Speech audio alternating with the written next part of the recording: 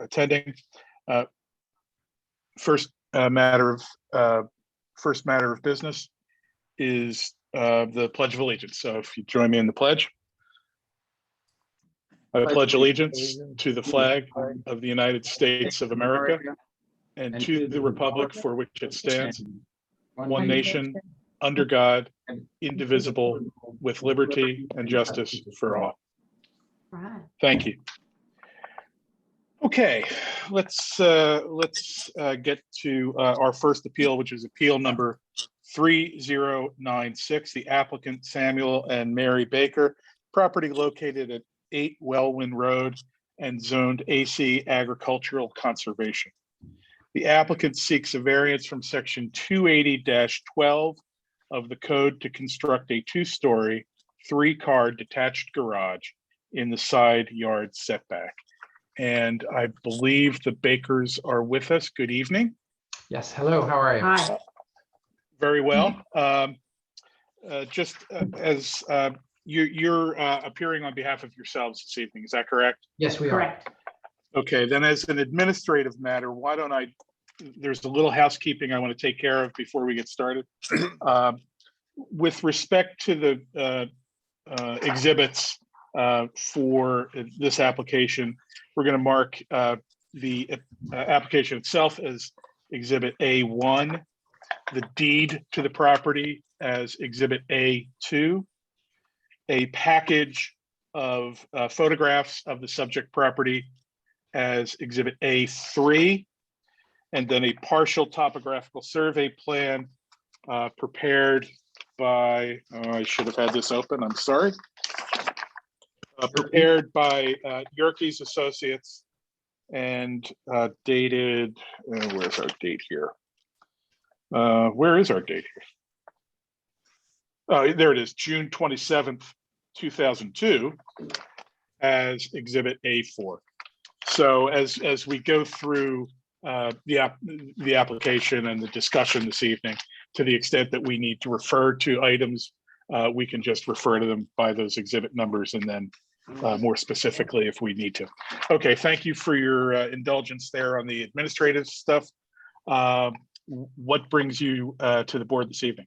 Do I swear them in, John? Oh, I'm sorry. Yes, thanks, Norma. I'm sorry. Sure thing. Mr. and Mrs. Baker, if you'll raise your right hand, I'll swear you in now. You do solemnly swear or affirm the testimony you're about to give will be the truth, the whole truth, and nothing but the truth. We do. I do. And state your names one at a time, please. Samuel Baker. Mary Baker. Thank you. Okay. Good evening. And why do we have the pleasure of your company this evening? Because you're so lucky.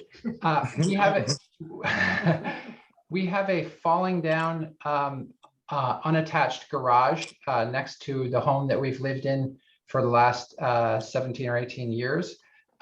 We need to replace it, and we would like a variance to, based on our agricultural zoning, we have a 20-foot limit on where we can build it from the property line, and we are seeking a variance to be able to build it 14 feet from the property line. Okay, so that the board can be oriented to what you're discussing. If we could turn to Exhibit A4, which is the plan, for just a moment. And I'm not sure, Ian, do we have electronic versions of these exhibits or no? Yeah. We do. I'll put them up on the screen right now. Yeah, if you could share A4 for a second.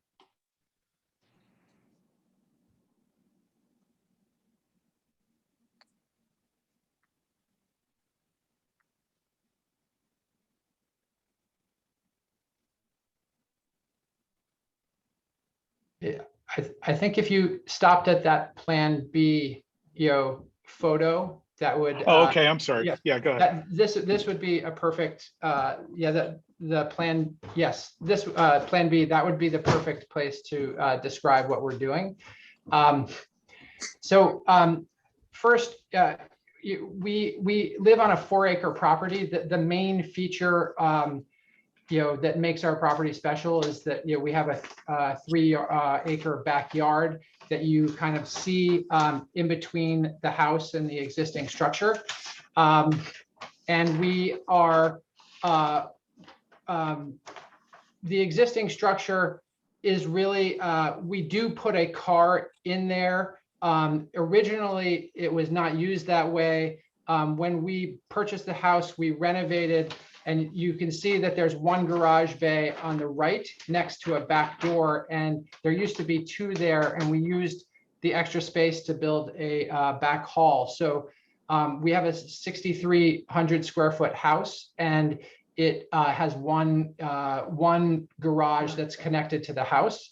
And then we have this one, this one bay that if you can just drive into if you kind of know exactly how to turn, but it is well placed in that when you drive into the property, you can see the backyard, and it's inobtrusively placed kind of behind trees. There are more trees to the left of this magnolia that you see in front of you, and there are more trees that are kind of next to or behind you when we took this photo. And so the goal of the garage, in the placement, is to have it be seen as little as possible. And if we move it to the left of this photo, that's towards the property line. It's essentially unused space, and it is very well protected in terms of its view from our next door neighbor. And where it abuts our next door neighbor's property, it is really just a driveway. His actual home is nowhere near where we are building this garage. And he is actually on this call tonight, I believe. We've discussed with him, in detail what we're planning to do, and we, are good friends, and we're trying to build something that goes best with the house, and emphasizes the best features of the house, while having to cut down the fewest trees, having to do the least amount of regrading, and having to do the least amount of paving or adding of cement by moving, moving that building either further away from us or nearer to us, or turning it. All of those options require us to cut down more trees, require us to make this less obtrusive, or it will require us to pave more surface. We are on a downhill slanted property. There's a fair amount of grading that would actually need to take place, and so this is what the solution that requires us to cut down the fewest trees, keep something that will be the most useful to us or anyone who owns the property after us, and preserve kind of the views into the backyard, which kind of looks like a big park. Okay, thank you. Do you think that board would benefit by seeing any of those other photographs to more comprehensively Sure. share the setting? Yeah, so absolutely. I think if you scroll down, the one above is really the same view. This, so photo C is what's currently directly behind the shed, and that's where we would be extending into. 6 feet, and we'd get rid of that forsythia, and then we'd do new plantings around it. And then what you're seeing, that there's a rail fence there that is fairly close to the property line. And what you will see is that that property line is essentially a driveway, and it is well covered with trees and greenery. If you go down to photo D, that gives you the same view behind the current shed, in terms of the space that we would be pushing back into. and in terms of the greenery, relative to our neighbor that kind of blocks it. It also gives you some feel for, the grade that we're talking, that we are facing, as it goes downhill into the backyard. And then if you go to, I'm sorry, for just a second. On photo D, on the left side of that photograph in the center of the photo, is that a slight view of the other garage? Garages Yes. you were yes, referring to? yes, that it is The connected. one It is attached. connected to the house. That is the one garage bay that we have. That's kind of a legitimate garage bay. Thank you. And so then if you go to photo E, one down, this is a view from our neighbor's driveway. It is looking at the back of the shed. You can see the yellow forsythia bush through that hole, in the plantings. This is actually when we go to and from our next door neighbor's house. This is, the opening that we use to walk to and from his house. And it's the most open area that exists between the two properties without kind of going around. But you can see that it's very difficult to see, the structure, from that property. And I would say, or, from that property. And I would say that that is the most visible area, because that's where we use to kind of walk between the properties. And then if you go down to photo F, that will just give you an example of the view down his driveway to his property, and that our garage is kind of less than halfway down the driveway from this view, and so you can't see it, and our neighbor's house is actually significantly far from from the building that we're talking about constructing. Okay. And if there's not anything else on the photographs, maybe now would be the time to turn to the plan, which is A4. And by that, do you mean the Yerkes? Yes, yes, Oh, Yeah. Yeah. Okay. yeah. Ian's bringing it up now. Yes. Yeah. okay. Thank you for marking that in red also, by the way.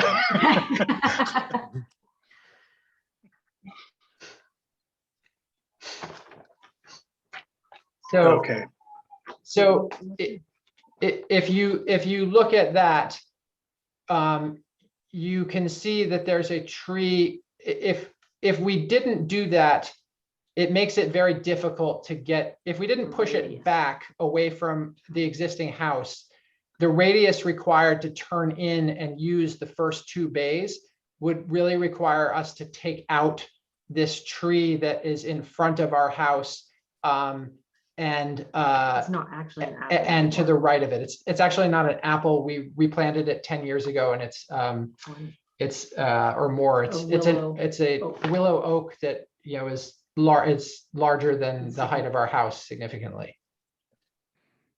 And then this is also not current.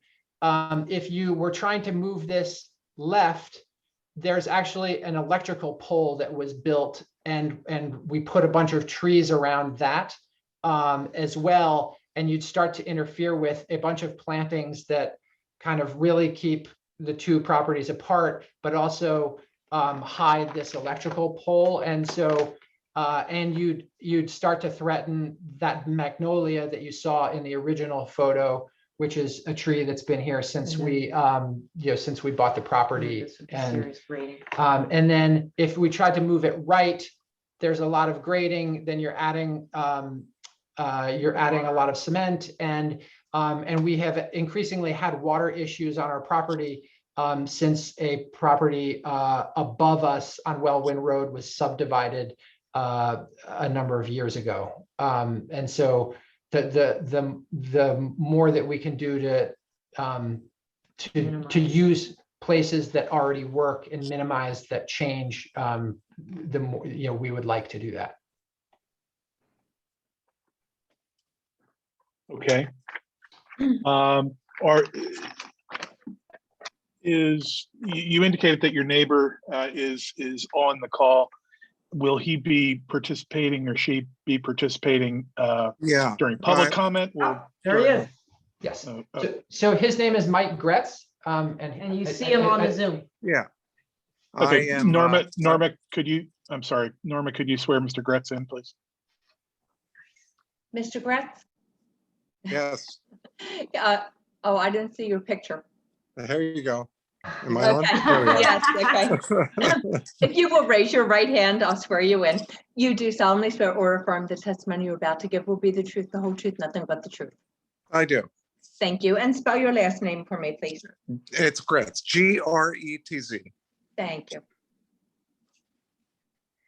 And I did want to say, first of all, thanks to the Bakers for taking the time to explain this a while ago, their intent. And from the beginning, it makes sense for them. And I think it'd be a welcome improvement for their property. And it would really not have any impact on my property at all, as they explained very well.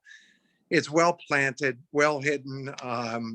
Driving down my driveway, it's insignificant to the change. So I have no issue with their request.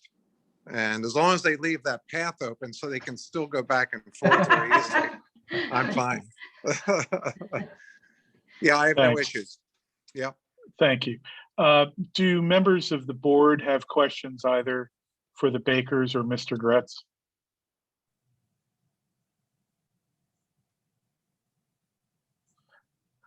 Okay, hearing none. Ian, is there anyone in the queue for public comment? I'm not seeing any public comment for this item. Okay, thanks, Ian. At this point, Mr. and Mrs. Baker, you would typically request that your exhibits be made entered into the record. So I suspect you'll want to do that without objection. Yeah. Okay, good, very good. Okay, with no public comment and with no other information to be provided by the applicant, I would make a motion that we approve the relief as requested in the application, subject to the garage being installed in accordance with the testimony and the plans that have been presented this evening. Is there a second? Second. John Lord, any board discussion? The only point I would make is, to the extent that there is a, the neighboring landowner is in favor of this application or has no objection to this application, is certainly an important consideration for the board. It's not a dispositive one. And typically, we, the zoning hearing board, are required to establish that there is an unnecessary hardship on the property that's unique to the property that supports the request for the variance and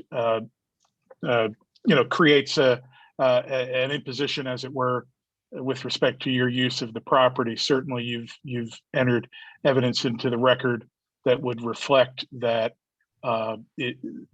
proceeding on this basis would lessen the impact of cutting down mature trees, of adding impervious surface to the property to construct the garage in another location. And I'm inclined to believe that that's a sufficient showing for these purposes to support the application. Is there any other board discussion at this time? John? Yes, John. The only other thing I'd add is from a holistic approach, this is very consistent with the bases of the AC zoning in that it maintains the open space in a very positive way. Okay, great. Thank you, John. There being no other discussion, I'll call the vote to grant the relief. Mr. John Lord, In favor of granting the relief. George Nagel, Favor. John Nagel, In favor? Rich Weitzman, In favor. and I will vote in favor as well. So Norman, the vote is 5-0. Mrs. Baker, thank you for participating. Same, Mr. Gretz, thank you. Good luck with the project and have a nice evening. You're free to stay for the remainder of the meeting. Your choice. We'll be going for several hours. So Thank you. Stop bragging. You can always catch it on YouTube. That's you. right. Thank you very That's much. right. Go to the Township's YouTube site. We're live. Well, Oh. as live as we can be. Okay, All thank right. you. Thank you. Thank you. All right, Have a good thank you. night. Okay, if I can find my agenda, we will move on. Here we go. Okay, we move on to appeal number 3097. The applicant, BDN 250 King of Prussia LP, the property located at 250 King of Prussia Road and zoned PLO Planned Laboratory Office. The applicant seeks variances from section 280-64C to permit a setback of 43.39 feet plus or minus opposite King of Prussia Road and a setback of 17.16 feet plus or minus opposite Radnor Chester Road. The applicant also seeks a variance from section 280-64B to allow a building or structure area of 42.2% plus or minus. The applicant also seeks a variance from section 280-64B to allow a landscaped area of 29.4% and any other relief deemed necessary for the project. Mr. Brosman, good evening. Good evening. Shall I proceed? Please, I'm sorry. Yeah, thank you. Good evening. I'm George Brosman. I represent the applicant in this matter. As the chairman indicated, the applicant is BDN 250 King of Prussia 1 LP. That's an entity related to Brandywine Realty Trust, which through various entities owns a number of properties in this part of Radnor Township.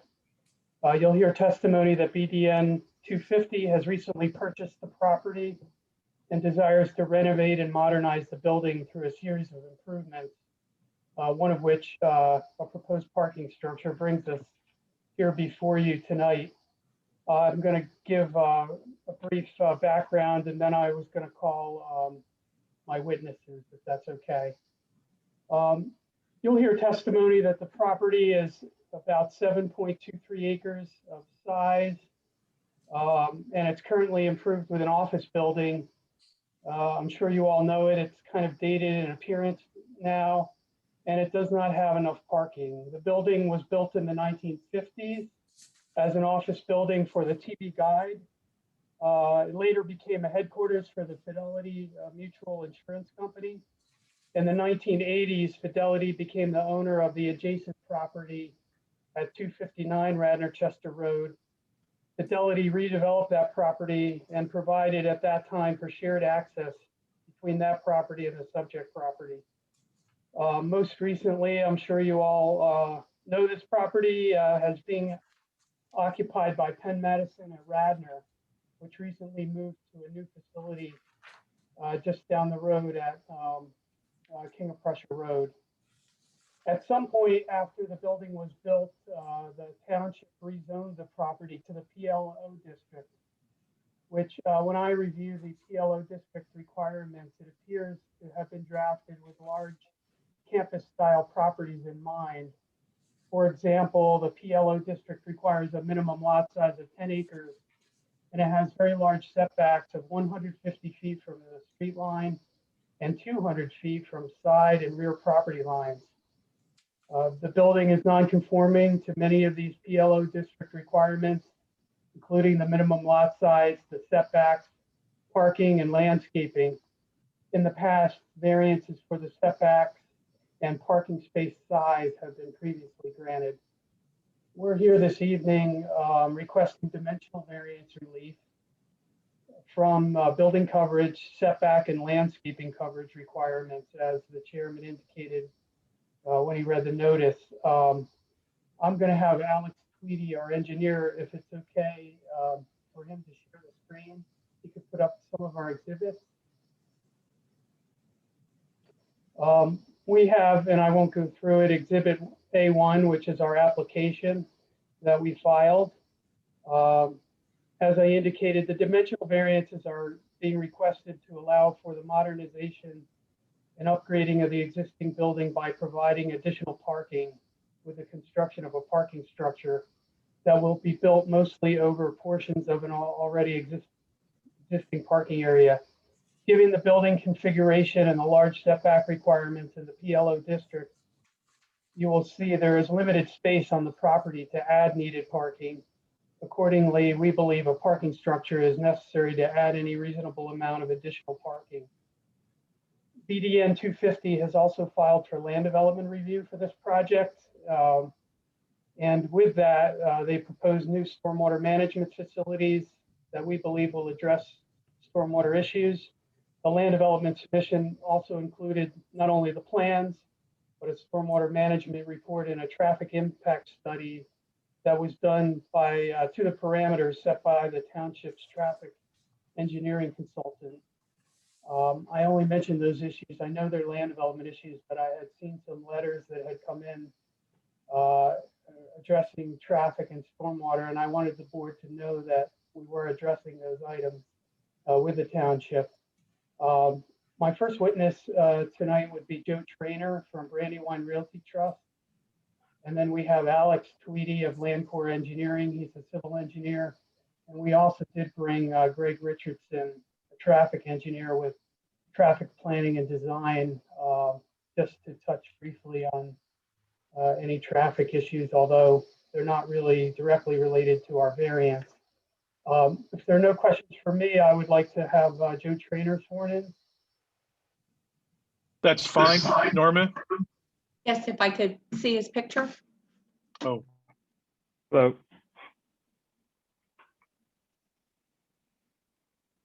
Yes, Mr. Trainer, you do solemnly swear or affirm the testimony you're about to give will be the truth, the whole truth, nothing but the truth. I do.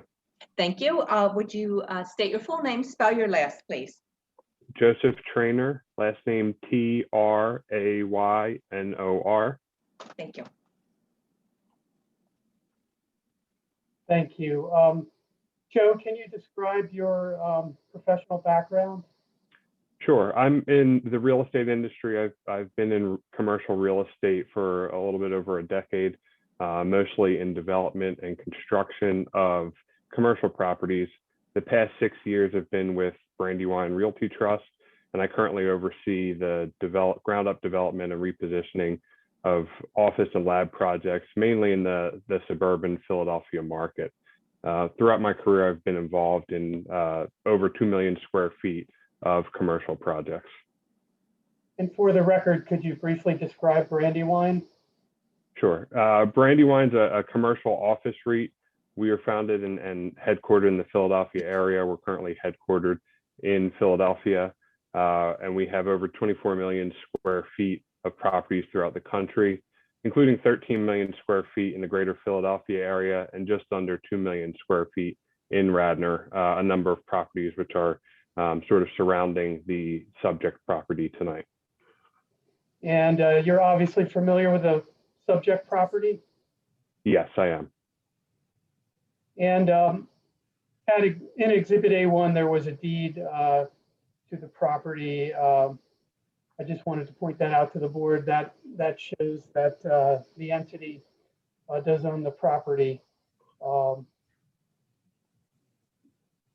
And Mr. Trainer, is BDN 250 King of Prussia 1 LP an entity that's affiliated with Brandywine? Yes. And are you authorized to testify on behalf of BDN 250 tonight? Yes. If we could go, Alex, please, to Exhibit A2A. Joe, I would like to draw your attention to this exhibit, which is an aerial photograph. Can you please, referring to this, describe the property and the surrounding area? Sure. The property is located at the corner of King of Prussia Road and Radnor Chester Road, as Alex is pointing out here. As most of you are likely familiar with the building, it is the former Penn Medicine facility that we acquired from them after they vacated and moved to their new facility down the road at 145 King of Prussia Road. It's currently in the PLO district, that the planned laboratory office district zoning that George mentioned earlier in his introduction. And it contains a multi-story office building that was last used for Penn Medicine. The property is adjacent to 259 Radnor Chester Road, a commercial office building.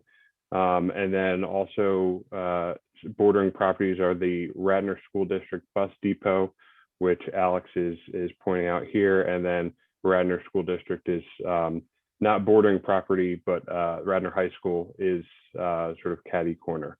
Also across the street from King of Prussia Road is 201 King of Prussia Road, and another commercial office property, which Brandywine actually owns.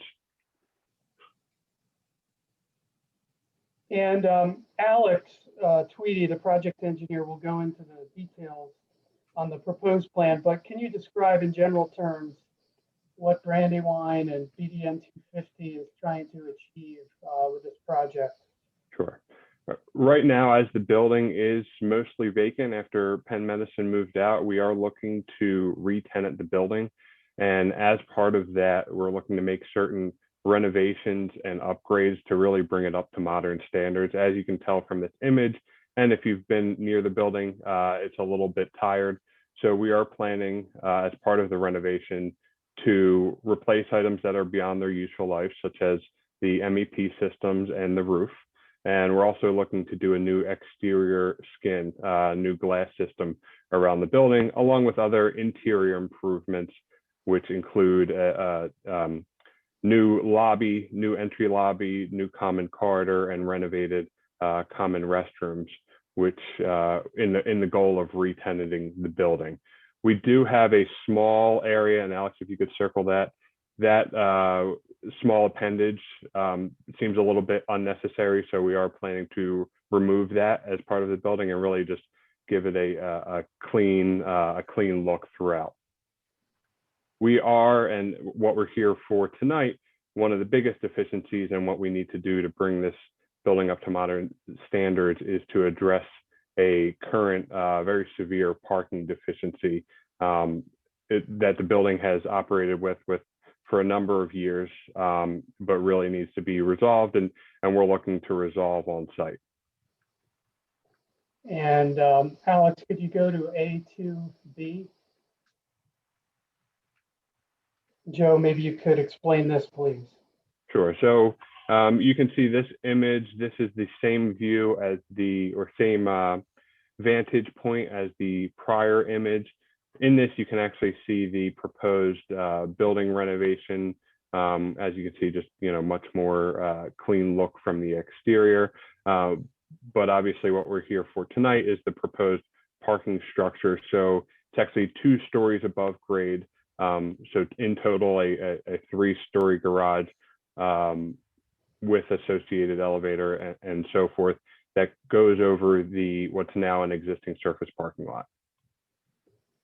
And could we go to A2C, please? Great. Sure. This is a view from the main entrance to the building off of King of Prussia Road. So you can see through here actually a parking lot filled with cars, and sort of in the background through the trees, you can see the existing building. And A2D? And this is that same view with the renovated building in the background, along with the the proposed parking structure. And with regard to parking, how many parking spaces are on the property today? Today, there are 373 parking spaces, 92 of which are there's an existing garage underneath a portion of the building, and then there are 281 surface parking spaces. And based on that, what is the current ratio of parking to the rentable floor area of the building? It's just about 2.2 parking spaces per 1,000 square feet of rentable space. And are you generally aware of how many parking spaces would be required by the Radnor code based on the last use of the property? Based on the current code and the existing mix of building medical office to professional office, the code would require 936 parking spaces. And to your knowledge, did the level of parking on the property present challenges for the last use of the property?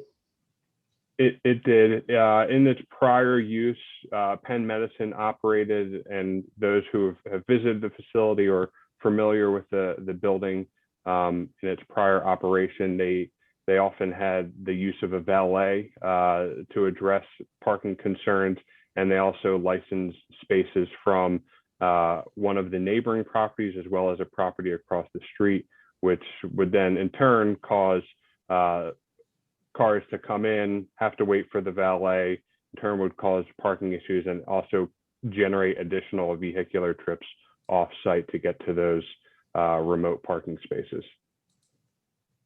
In your experience in your field, do you believe there's an acceptable minimum parking ratio that should be achieved for this property? In general, we always target 4 per 1,000 rentable square feet parking ratio.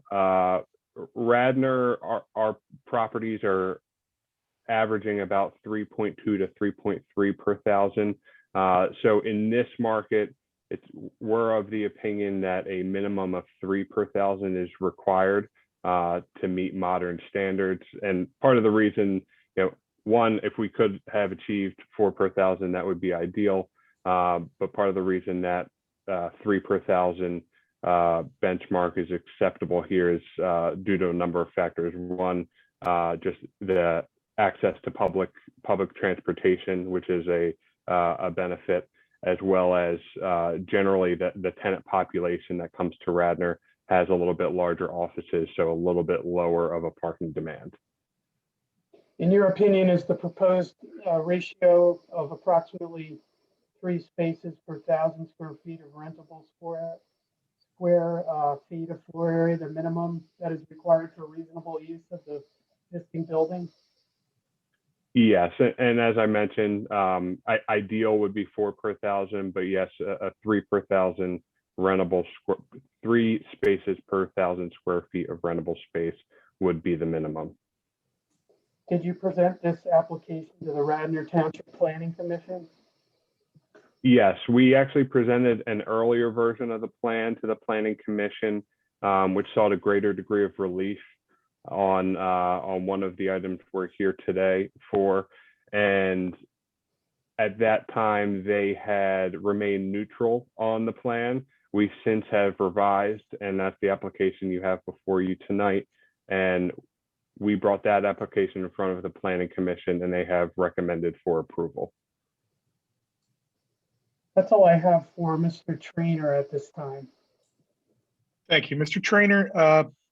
Can you tell the board about any discussions, we'll call them discussions, that you may have had with neighborhood residents, general neighbors of the location, what their concerns may have been, and how this plan addresses concerns that you may have heard expressed? Sure. Generally, most of the concerns we've heard expressed are related to traffic and stormwater management, which seem to be the two hot button topics. And Alex Tweedy, our civil engineer, will be able to speak a little bit better to the stormwater management, stormwater runoff, and Greg Richardson, our traffic engineer, will be able to speak to traffic. But and based on feedback from our traffic engineer, adding the parking on site actually helps alleviate traffic concerns for the property and surrounding the property, which is obviously, it's a big concern for us given all the other properties we own in the area. We do not want to create an adverse traffic condition. And on the stormwater management side, we are providing a stormwater system that actually reduces the stormwater runoff greatly from its existing condition and even above what's required by code for added parking garage. Thanks. One other question, and then I'll yield to the other members of the board. And this may sound like a land development question. It's not intended to be a land development question, but in some respects, what we do and what planning does have some crossover. And it does, relate a little bit to the type of tenants which you'll be looking to locate for this property, the types of tenant mix and traffic that they might attract. But in the first instance, I'm assuming that there's no addition of square footage to the property. It's just bringing up to more current status. Is that right? Correct. There's no additional square footage, and we're actually it's minor, but the elimination of that small appendage I mentioned earlier, we are reducing the square footage of the existing building slightly. Okay, and the sort of the target tenant that the owner is considering, what kind of tenant is really going to be sought for the redeveloped location, and maybe some just high level thoughts about why that may or may not generate more traffic. Sure. We are really marketing this towards lab and office tenants as well as medical office. The exact mix when it's all said and done and we re-tenant the full building, it's hard for me to say at this time, but we do see a mix of lab and office tenants, life science companies, all the uses really prescribed in the PLO district. All of our zoning calculations are based off of the prior mix of medical office to office, which I see as the worst case scenario from a parking and traffic perspective. But we did show that to show you if this was re-tenanted in the exact mix that it had previously, what that parking would look like. We do see that we'll likely have a higher ratio of lab and office tenants compared to medical office, which is a significantly lower parking demand. You have less daily traffic inflows. You just have less trips generated for lab and office users than you do for medical office. Okay, thanks. Questions from other members of the board for Mr. Trainer? Yes, I have a question. I guess I got a little mixed up on the numbers. You said there's currently 373 parking spaces? Yes. And that comes out to about 2.2 per 1,000 square foot? Yes. And what you're accomplishing here is 3 spaces per 1,000 square feet. Is that? Yes, we are targeting 529 spaces, which is actually just about 3.1 per 1,000 square feet of rentable space. Oh, okay. I thought you said you're putting in 936. Maybe I had that wrong. No, sorry, the 936 would be under the current PLO parking district codes, what would be required for this building. And part of that is we will, without building really an enormous garage, we wouldn't be able to really come close to that zoning requirement. Got it. Okay, that's helpful. Thanks. Thank you. It's Rich Weitzman. I just have two questions. One, the height of that parking garage, I know you said it ends up being three stories, but how does it compare in relation to the height of the building? The main part of the structure of the building, not that bump up. Yeah, so the main structure of the building, and it's a good question because it was taken into consideration greatly as we were going through the design. We're keeping that parking garage slightly below the height of the immediate adjacent part of the building. We didn't want to go up higher and really tower over the existing building. Alex will be able to speak to the exact height, but I want to say it's with the elevator tower, I think it's around 30 feet. Okay. And then I don't know if this is necessarily a variance question, but based on the fact that you're looking to, I think it's actually reduce the or variance with respect to the landscaped area, is there any consideration to a green roof or incorporating any green elements into the design?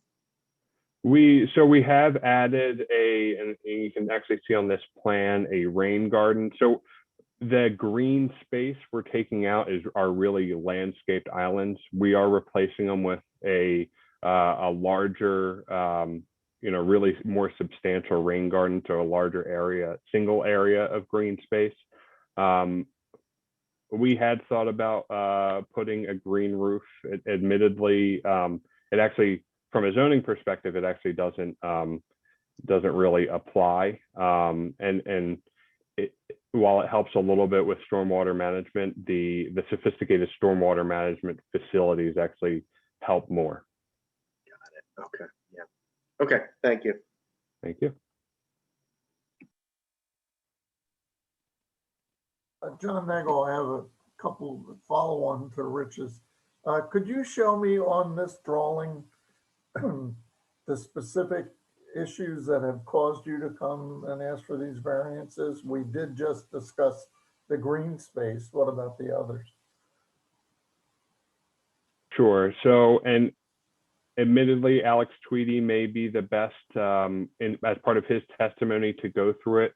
But Alex, if you could point your pointer over towards the back end of the garage, we are looking for setback relief where the building is set off of the existing property line. But the existing property line is actually set inside of a shared loop road. So the setback relief is off of a shared loop road. On the other side of that loop road is the Radnor Bus Depot or 259 Chester Road. And actually on both back sides of the garage are where the two setback reliefs are. And then so that's two. The third was the minimum landscaped area. And the fourth is gross building coverage, structure coverage.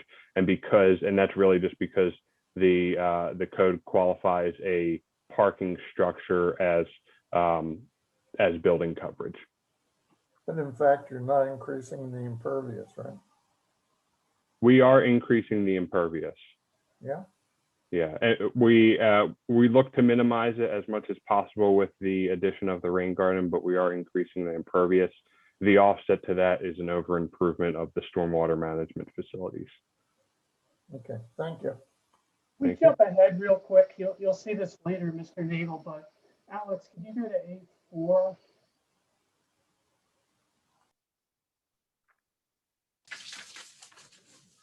Joe was just speaking about the setback line, how it was adjacent to the loop road, and then the school bus depot. And this exhibit A4 shows that a little better.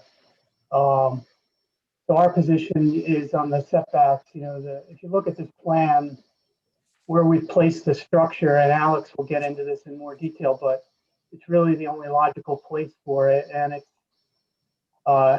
A, and the only logical place, and B, in a place that really isn't going to have a detrimental impact, we believe, due to the placement and the surrounding land uses. And the impervious is going up a rather modest amount with the changes we made to the plan, but Alex will get into all of that detail.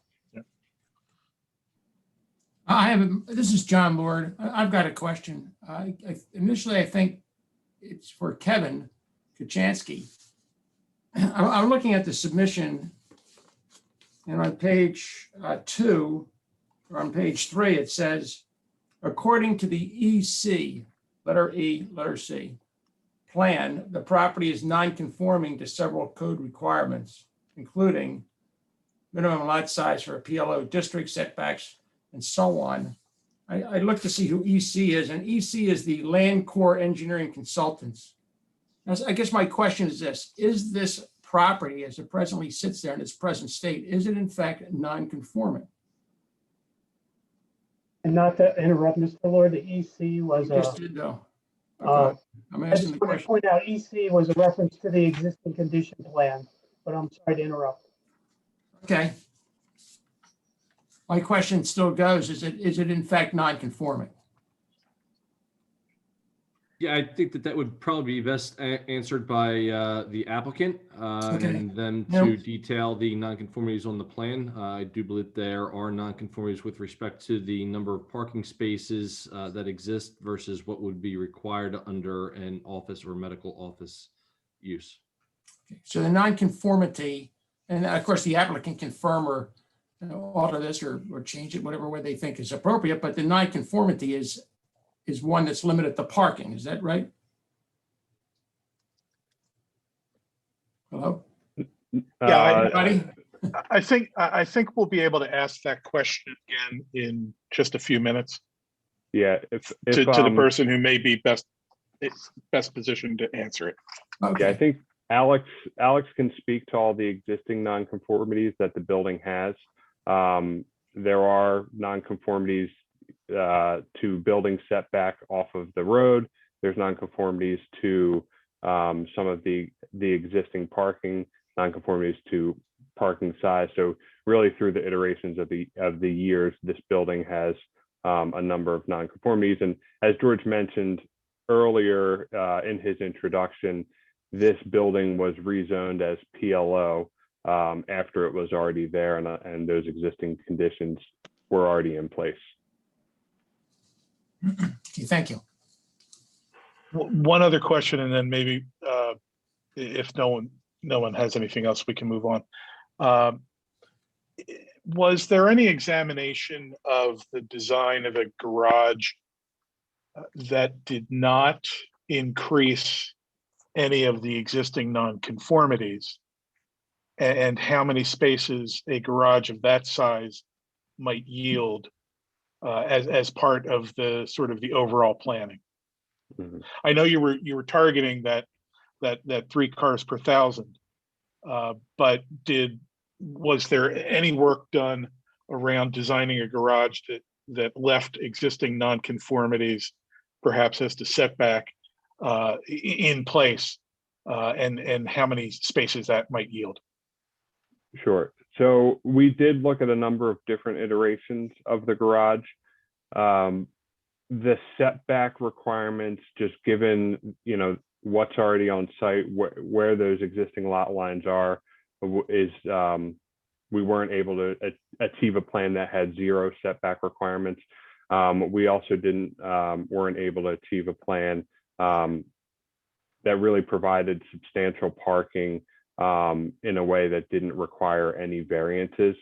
If we did shrink the footprint of the garage, and there's a limit to how much you could shrink it, we would have to go more vertical, which would then create an alternate variance request that we would need for really structure height. Well, that's putting the rabbit in the hat a little bit there, in that if you designed a garage compliant with respect to height and not more excessive in terms of the setbacks, presumably a workable structure would yield a number of parking spaces, which might not be 3 per 1,000, but would also not require multiple additional variance requests.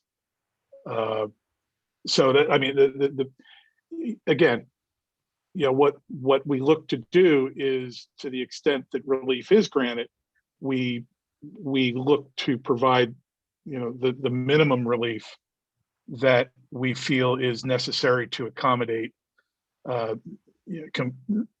accommodate the owner and comply with the requirements to which we're subject. So it would be instructive to know what number of spaces might have been provided by a smaller garage that didn't expand the setback variance or the setback exceptions. I think Mr. Tweedy can touch on that. Okay. Any other questions from the board for Mr. Trainer? Okay, thanks. Mr. Thank you. Brosman, please proceed. Thank you. I'd like to call Alex Tweedy. I believe I need to be sworn in. As if I could see him.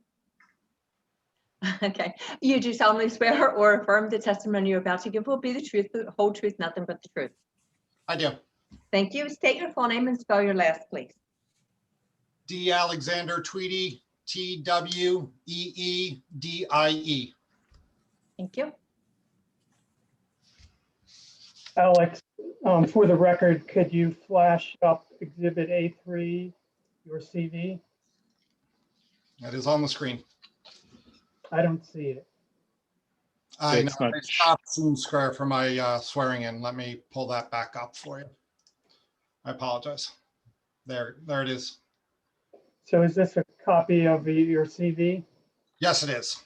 And briefly, could you describe your educational and professional background? I have a Bachelor's of Science in Civil Engineering from the University of Delaware, and I've been practicing civil engineering in the land development field for just over 20 years, 15 of those years as a professional engineer licensed in Pennsylvania. I am also licensed in New Jersey as well. And have you done similar tasks to this in Radnor Township? I've done multiple projects in Radnor Township over the years. Most analogous to this project, I worked on 240 Radnor Chester Road for Mainline Health, which is catty corner to this project, directly across Radnor Chester Road, across from Radnor High School. And it was actually a very similar application with the addition of a parking structure over an existing surface parking lot with dimensional variances required. And I would like to offer Mr. Tweedy as an expert in civil engineering. Without objection. Thank you. Alex, are you familiar with the application and the property? I am. And you're the civil engineer for this project? That is correct. You've placed Exhibit A4 here without trying not to be redundant of what we've already gone over with Joe Trainer. Can you hit any of the existing conditions that we already haven't hit on? Yeah, Joe covered most of it. As we noted, it's at the corner of Radnor Chester Road and King of Prussia Road. We spoke about the loop road that this property shares with 259. There's an entrance off King of Prussia Road on the eastern edge of the property. And there is an entrance on Radnor Chester Road on the southern end of the property, which loops between the two properties. As noted, the property lines and that loop road are not coincident.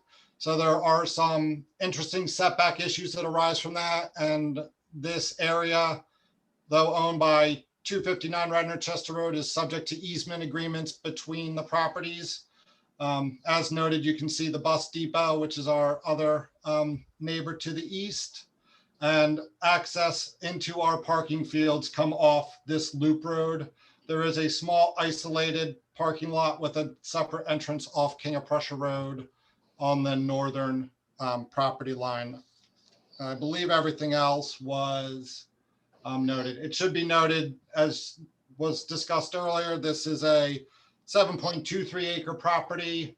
The actual gross square footage of the property is over 8 acres, about 8.25. As you can see, the deed line goes to the center line of King of Prussia Road and actually over Radnor Chester Road and actually extends to the west. But when you take out all this right away, that's where you get down to the 7.23 acres that our calculations are based off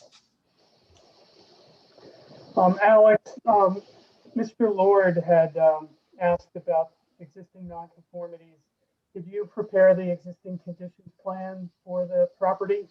I did, yes. And can you describe the existing nonconformities of the property to the PLO district? Yeah, as noted in the introduction, the PLO district requires a minimum of 10 acres to for the minimum lot area for the district. As we noted, the property is undersized at 7.23. Once again, the property existed in advance of, we believe, the PLO rezoning. Can be shown on future exhibits, but the actual building setback basically sits inside the structure of the existing building. There's a very minor area along the eastern side of the building envelope that comes outside, but there was discussion about whether or not a compliant parking garage could be constructed. It could not. The existing building takes up the majority of the existing buildable envelope. And the existing building itself is non-compliant to setbacks currently, where you noted we are 150 feet required from the street frontages. Currently off Radnor Chester Road, it's approximately 50 feet, 49.5 feet in this area of the building in the southwest corner. And then on King of Prussia Road, it's just shy of 100 feet at 99 feet on King of Prussia Road, whereas you noted that 150 is the code requirement. So there are already setback nonconformities to the property. In addition, the building coverage for just the existing building alone is already non-compliant. I believe it's 32.5%, whereas 30% is required for the code. And once again, that's one of our variance requests. And the other variance request is landscape area, minimum landscape area. And the property is already existing non-conforming as to landscape area as well. And then as we've discussed at length, the property is highly deficient in code required parking. So that is another existing nonconformity. I believe Joe testified that the existing parking count was 373, whereas 936 are required. So there's existing nonconformities as to parking as well. And it should be noted historically through the, I noted a lot of those as existing nonconformities. Some of those are variances that were granted in the 80s to the property. I know some of the parking stall and parking aisle sizes are also undersized. I believe in the 80s, there was a variance granted to allow 8.5 by 16 parking stalls on the property. So there are some parking stalls existing that are undersized, and those aren't necessarily existing nonconformities, since in fact there were variances granted in the 80s. The one benefit to this project should be noted that the parking stalls that we believe are undersized to today's standards are the majority of the ones that we are replacing and building a new garage with the current dimensions for parking stall requirement sizing. So the other improvement of the parking garage is slightly better sized parking structures that are not necessarily an existing nonconformity, but a previous variance from the 80s that are no longer the industry standards for parking stall size. Thank you. Can we turn to the proposed conditions and particularly Exhibit A5? Yes, that should be on the screen currently. And can you identify and describe this plan?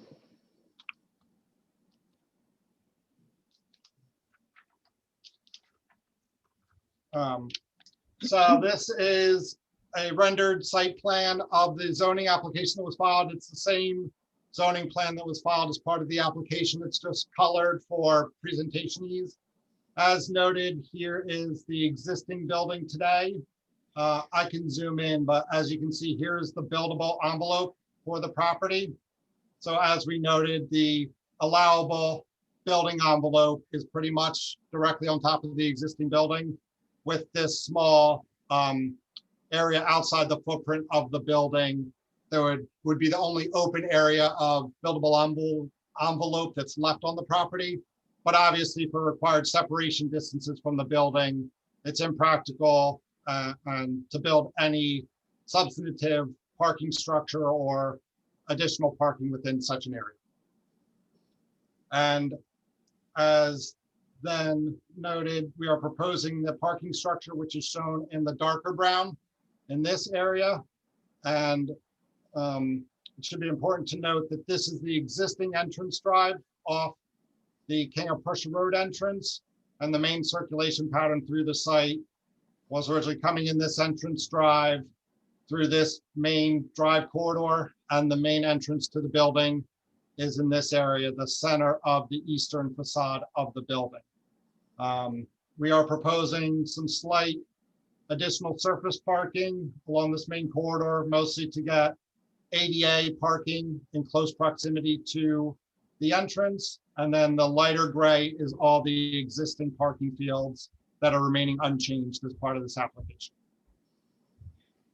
And can you speak a little more to why this precise location was selected?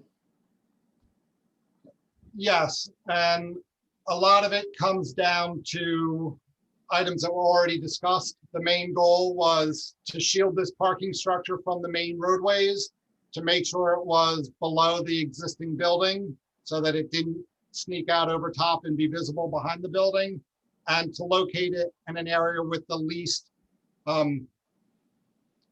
visual impact to any surrounding properties or neighbors. So as you can see from King of Prussia Road and Radnor Chester Road, we tucked it back in the rear corner adjacent to the bus depot that's back in this area while gaining separation from the existing building. Another important feature to note when we considered where to place this garage was to not impact the existing main entrance drive. What we didn't want to do is put the parking garage over top of this main entrance drive, where it would require all vehicles to enter into the garage and circulate through the garage as part of the main entrance. Specifically for concern there is emergency access. You know, it's very difficult to route an ambulance or a fire truck through a parking garage. So we made a very concerted design decision to leave this entrance drive completely open through the vertical plane and not have any parking structure on top of it. So as we know, these 3 parking lanes here are the existing parking lot off that area. We put the parking garage over top of those parking fields, but gave attention to make sure that we did not impact any entrance circulation and emergency vehicle access from King of Prussia Road or Radnor Chester Road via the loop road to the main entrance or the remainder of the property. So that location, Alex, you talked a lot about the main entrance, but I can see on this plan, can you speak to the access around the building and how that fit into the location of the proposed structure? Correct. The other benefit of this was this is the main entrance to the building currently. So what we also wanted to do was align the elevator tower of the garage to give all the pedestrians from the garage after they park their car will be coming down the stair tower, elevator tower in this corner. And this location also allowed very clear and adequate circulation for pedestrians to go from the parking structure directly into the main access of the building and back. So we had benefits of vehicular circulation, emergency access circulation, located the parking garage on top of the existing parking field, which minimized any increases to impervious because there was really, we're just paving over the traffic islands that are there today. And there's some slight overlap into the green space beyond, which we'll speak to in a minute about why the garage is the size it is. But importantly, we wanted to preserve good vehicular circulation through the property and good pedestrian circulation from the parking structure to the building and then from the building back to the parking structure. Thank you. So now that you've gone over the location, you alluded to it. Can you describe how you arrived at the proposed dimensions of the structure? Correct. Yeah, as noted before, we were tasked with coming up with the most efficient parking garage design to gain the parking necessary to get to the target 3 per 1,000 that Joe mentioned as the industry standard for what would make this building leasable and marketable to tenants in this area.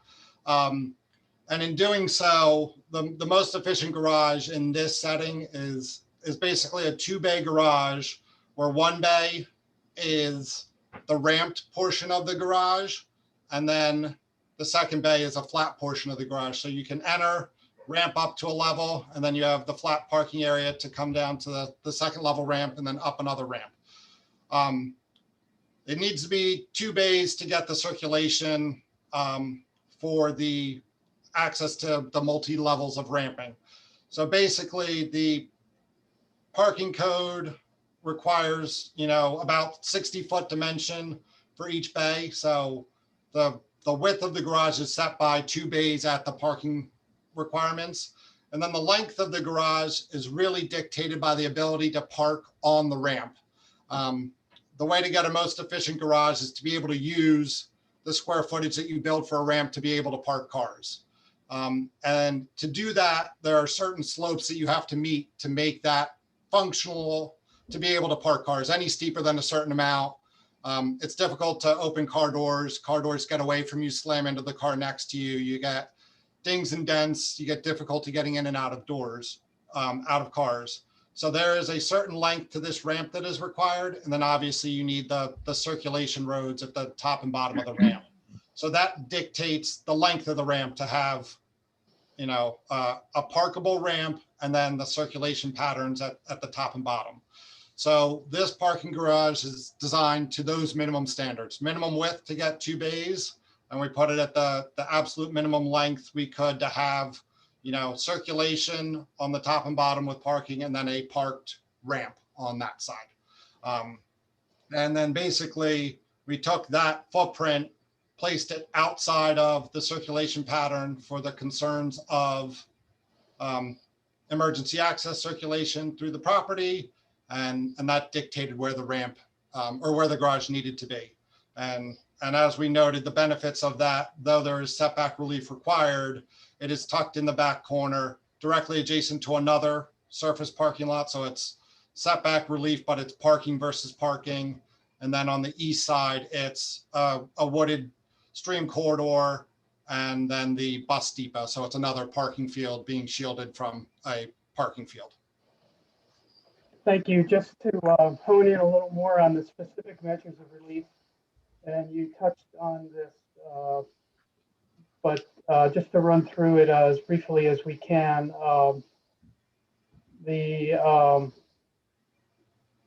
actually, I don't think I need to. I was going to have you go back through the setback relief, but I think you went over that.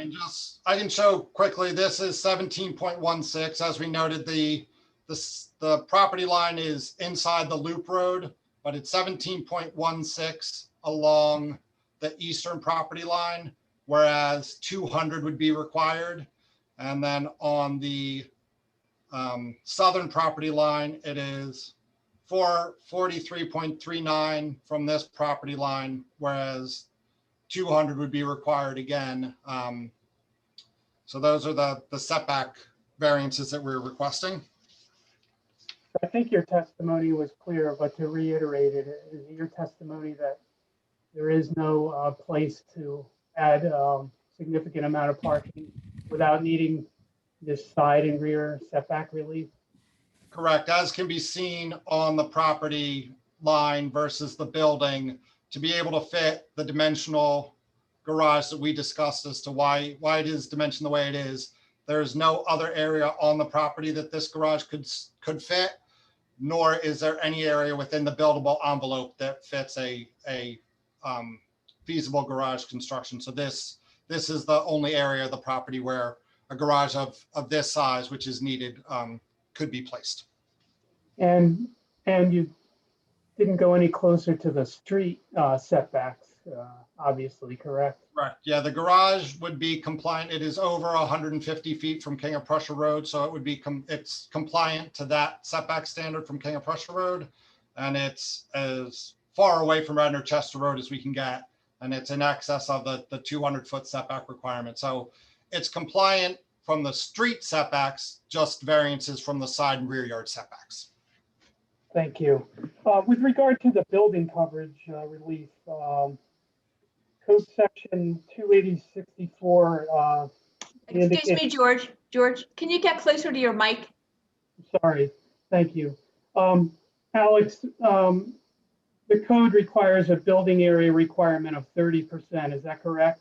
Yes, that is the standard.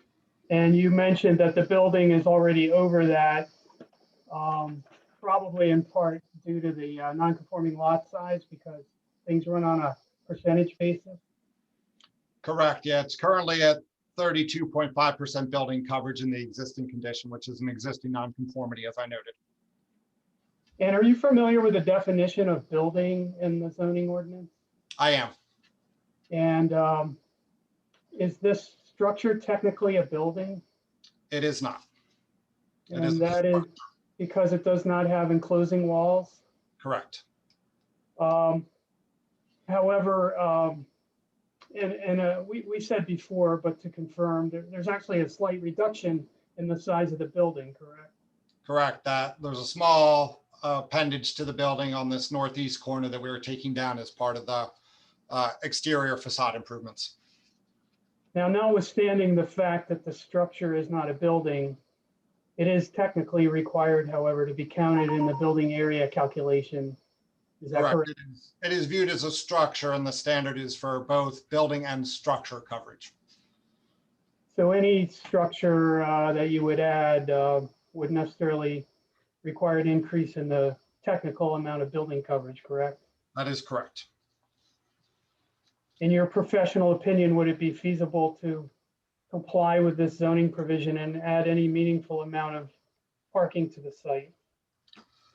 No, I do not believe. Because of the smaller lot size, we already discussed it's already non-conforming as to the lot size and the constraints of the existing building and the size of the existing building already being a non-conforming lot as far as building coverage.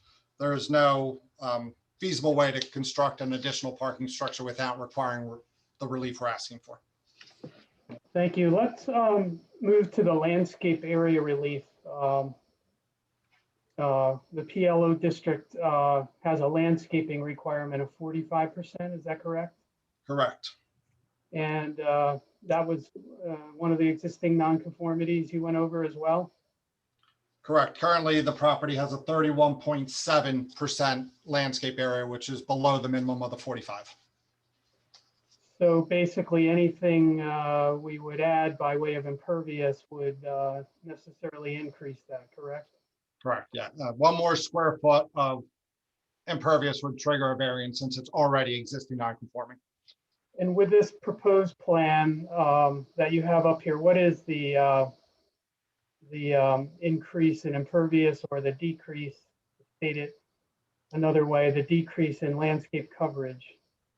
Correct. We're adding 7,327 square feet of impervious over the 7.23 acres, which is a de minimis increase, but it does decrease the current minimum landscape coverage from 31.7 to 29.4%, which is the basis of our variance request. And that's a modest 2.3% decrease in the landscape coverage. And I touched on this at the beginning. And although stormwater management will be addressed during land development and the grading permit process, could you describe just the general concept that you're going to be doing for stormwater management? Yes, and the one benefit of this project, though there is a slight de minimis increase in impervious, it should be noted that this current property has absolutely no stormwater at all to date. And should this project not be built, no stormwater would be added and the site would remain without any stormwater improvements. The application of this project and the construction of this project triggers us to comply with the stormwater code and requires us to install a stormwater facility, which we're currently proposing in this large green space area as a proposed rain garden. And that has many benefits to it. The main benefit is that it requires us to comply with the township stormwater code. In doing so, the Township Stormwater Code already requires an improvement above and beyond existing conditions just by the way the code is written. So just by complying with the Stormwater Code, it's a improvement even above and beyond just the pre-development standards to the site. And with we had filed a land development application already, which is under review by the township. But with that improvement, in the 10-year and the 100-year storm, we're already proposing to be 10% above and beyond the required peak rate reduction for the property. And the lower level storm in the 1 and 2 year storms, which are the most frequent storms, we range between a 20% overage of the code requirement. And in the 1 year storm, we're up at almost 45% improvement over the code requirement. And as I noted, the code already requires reductions from the existing. So if you compare what this facility will do to the uncontrolled existing condition for the property, and the low level storms were from the 1 year to the 10-year storm were over 20% reduction in flow over the existing condition. And then in the higher storms, the 25 through 100, we range from 10 to 15% improvement above the existing flows. So there's dramatic reduction in flow coming off this property. And it should be noted that what we submitted was actually knowing the concerns about the increased impervious and the reduction in landscape area calcs, and to be a good neighbor, Brandywine over-designed this system, and we're picking up areas of the existing parking lot that are not required to be treated by code. They're outside our project limits, but we are picking up the majority of this existing parking area, which is not required to be controlled, but we did agree to add additional inlets here and control other portions of the parking lot that are not, subject to the stormwater ordinance. So there's a lot of improvements from a peak rate reduction. And then in addition, the code requires water quality improvements as well. So not only do we help with flooding, but we're filtering all this vehicular runoff, which currently, any salts for de-icing, any dirt that falls off tires, et cetera, would wash directly into this stream. The benefit of requiring us to comply with the stormwater code and the proposed stormwater facility we're proposing filters all this parking structure runoff through a rain garden for vegetative filtering. And we're also picking up, as we noted, some of the directly adjacent parking areas as well. So there's water quality improvements that also benefit the stormwater situation that are above and beyond the existing condition if this project was never built. Thank you, Alex. With regard to the 2.3% decrease in landscaping area that we're at, can you describe what steps were taken to get that down and minimize that? Yeah, currently we noted that there was a previous application submitted as well. And it requested a larger variance ask for reduction in landscape area and increase in impervious. But with discussions with the Planning Commission and the Board of Commissioners, we actually amended that application. And the major change, you can see on the existing condition there's some parking area here and another little drive aisle that goes out to the main entrance. We agreed to remove all that existing parking. In fact, you can see it underneath the rendering a little bit. You can see some of the cars. We created this large green space at the entrance. As Joe noted, we think this has a lot of benefits. One, the landscape area that we're removing is basically these landscape strips, which though they're a green space, they're of little value. They're basically just planting beds. Any rainwater that falls off these quickly sheets off and lands in the parking lot. And you get very little water quality benefit to that type of landscape area. So what we did is we focused all that green space in one large area, made it a rain garden, directed all the runoff to that area so that we really got, green space benefit out of that. The other benefit is it's directly at that main entrance, that main vehicular circulation point. So we think from an aesthetic standpoint, it's just a nice focal point to have a nice landscape feature in that area. And thirdly, I think from traffic circulation standpoint, you used to be able to come out and drive right to this point. That's pretty close to this main access point. and created potential traffic conflict points here. It's actually a much better vehicular circulation pattern and safer pattern to force these vehicles to come up and around and come out this main entrance and give this nice long throat for safe vehicle entry into the property and clear decision points about where vehicles are going when they get into the property. So it had a lot of benefits, but the majority of the change between our first application and this was the inclusion of this large green space area, which helped reduce the variance from the original application to now for our minimum landscape area. Thank you. Wrapping up with Alex, in your opinion, in your professional opinion, will the requested dimensional variances alter the essential character of the neighborhood or district in which the property is located? No, as we noted, we tucked it back in the corner to be shielded by the building and the greatest separation from the surrounding roadways. And we are in the PLO district, and there are other parking structures within this district. So it's in character with the office buildings and its direct surrounding area. And in your professional opinion, will the requested variances substantially or permanently impair the appropriate use or development of adjacent property or otherwise be detrimental to the public health, safety, and welfare? No, in fact, I believe it will improve the adjacent properties because it'll keep the parking on the site that it belongs on and will not require valet parking and trips back and forth between adjacent property owners, which spreads out demand. So it provides the required parking for the building on the site that it belongs on in an unobtrusive manner that's well shielded and screened. Thank you. That's all I have for Alex. Thank you. Thank you, Mr. Tweedy. Questions from members of the board for this witness? John, I do have a question. Rich Weitzman asked earlier, I think, of one of the other witnesses about a green roof.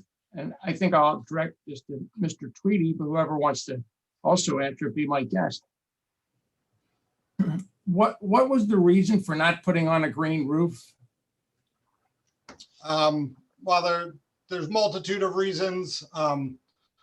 One, they sound great, but from a stormwater perspective, they're actually of minimal value from a peak rate reduction standpoint. They control very small level storms, but from a flooding perspective and concerns about what we call peak rate reduction, a surface rain garden or a detention basin has much more greater of an impact to that stormwater improvement that I dictated.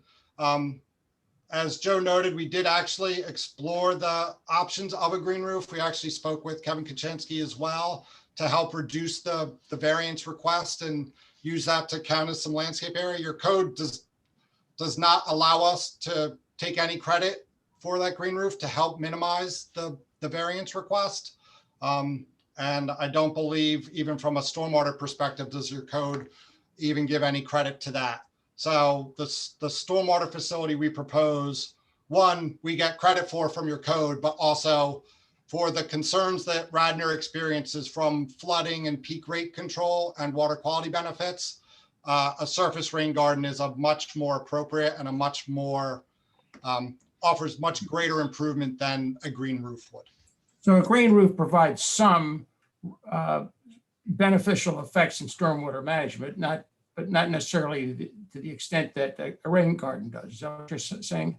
Correct. A rain garden offers more improvements. Yes, a green roof has benefits, but the rain garden we propose has more benefits, especially in this application and the concerns that Radnor faces. Okay, I've got that. Well, how about eliminating this massive roof as a source of heat?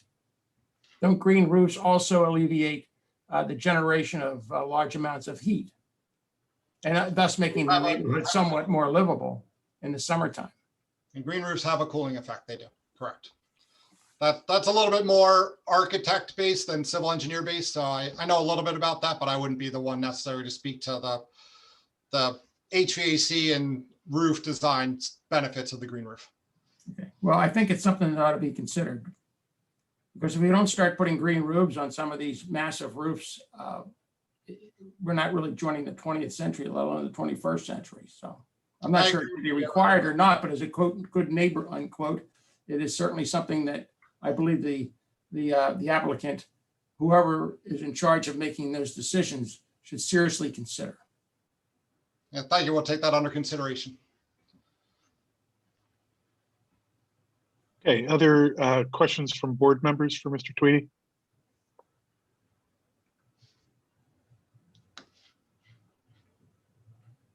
Okay, I don't hear any others, so let me jump in quickly with one question that relates to, and if I get the directional orientation wrong, I apologize. What would appear to me to be the southern end of the garage, where there are, yes, those parking spots located at the end of that garage. If the size of the garage were reduced to provide the space that is required for the sufficient length of the ramp and the travel to make the turn into the other bay, but eliminated that parking, those parking spaces. So are those spaces 18 feet, 20 feet? What, you said, I believe that they're standard size now, so Not 9. they're not 16. 9 by 19 is the parking stall size. Okay, so if the parking location, if the parking spaces at the south side of that garage were eliminated, you would reduce the variance request, at least with respect to that side of the garage, by, let's say, plus or minus 20 feet. Is that a fair statement? Correct. And was there any consideration given to that, again, with a view toward minimizing to the extent possible the request for relief, but still improving the parking situation on the property? Yes, we did explore that. There are a couple factors that go into account there. One, so you would lose parking on 2 floors, which would reduce the parking increase below the 3 per thousand target, which is the basis of this whole project, to make the project marketable above 3 per thousand. So to make the project worth completing, we would likely need to add a 3rd story above that on this garage to make up that lost parking. And then that gets into the height concerns, where I know a lot of people wanted the parking garage screened by the building, not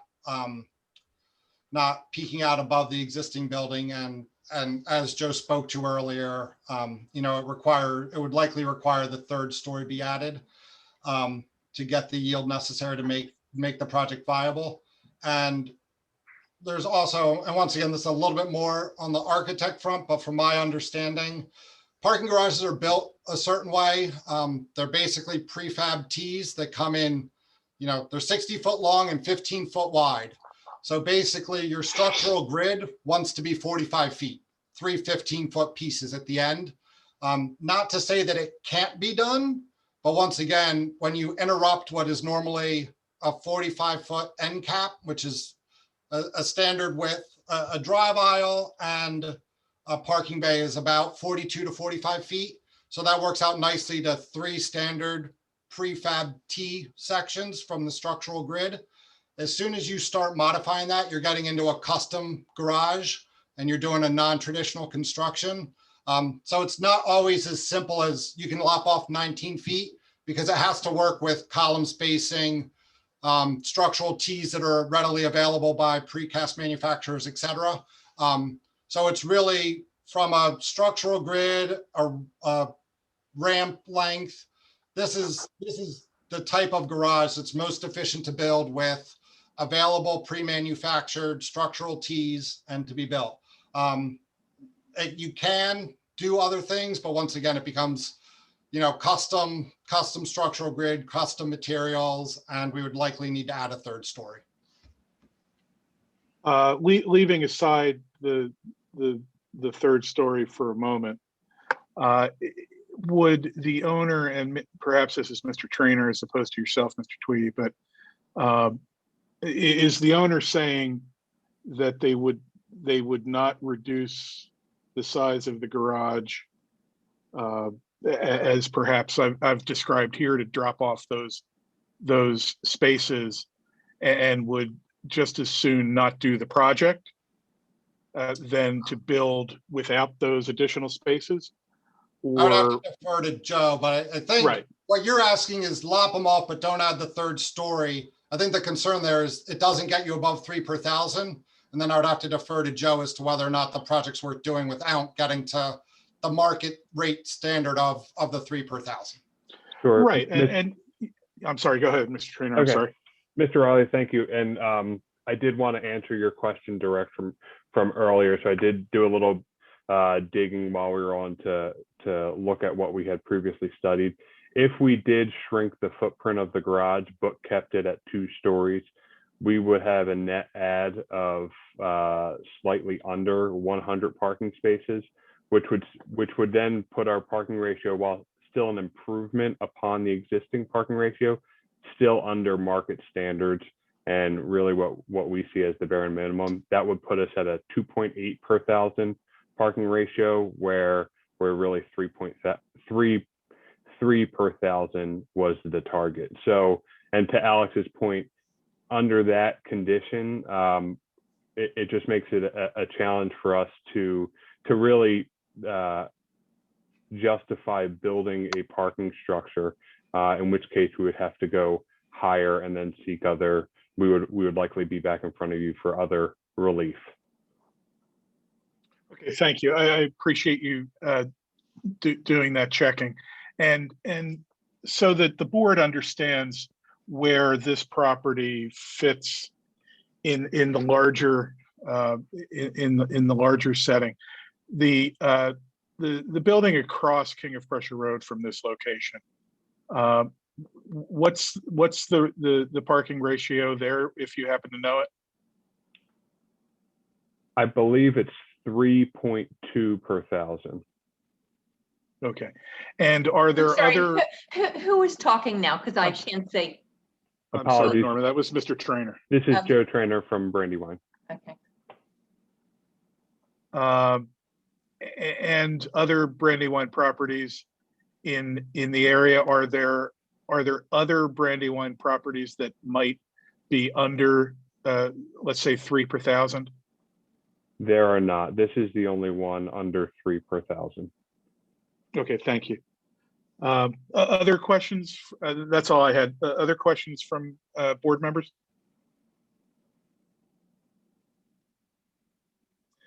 Okay, hearing none. Thank you, Mr. Tweedy. Mr. Brosman, next witness. We have Greg Richardson.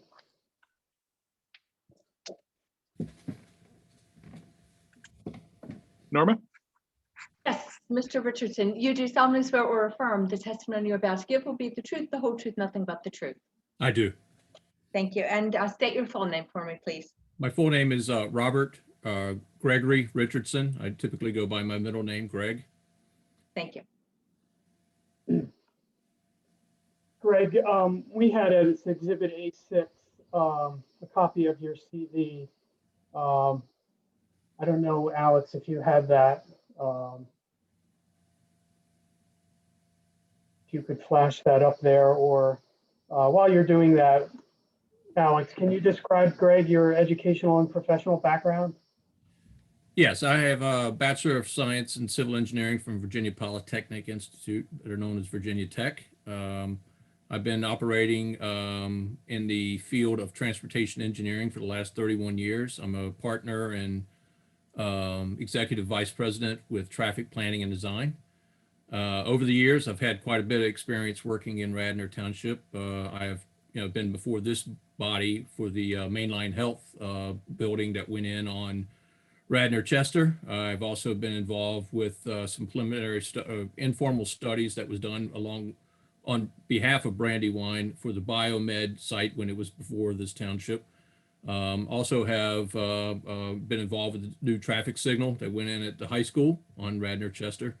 And our Drawson was another matter that I was before the township. So I do have quite a bit of experience here in this part of the township. And is exhibit A6, is that a copy of your CV? It is.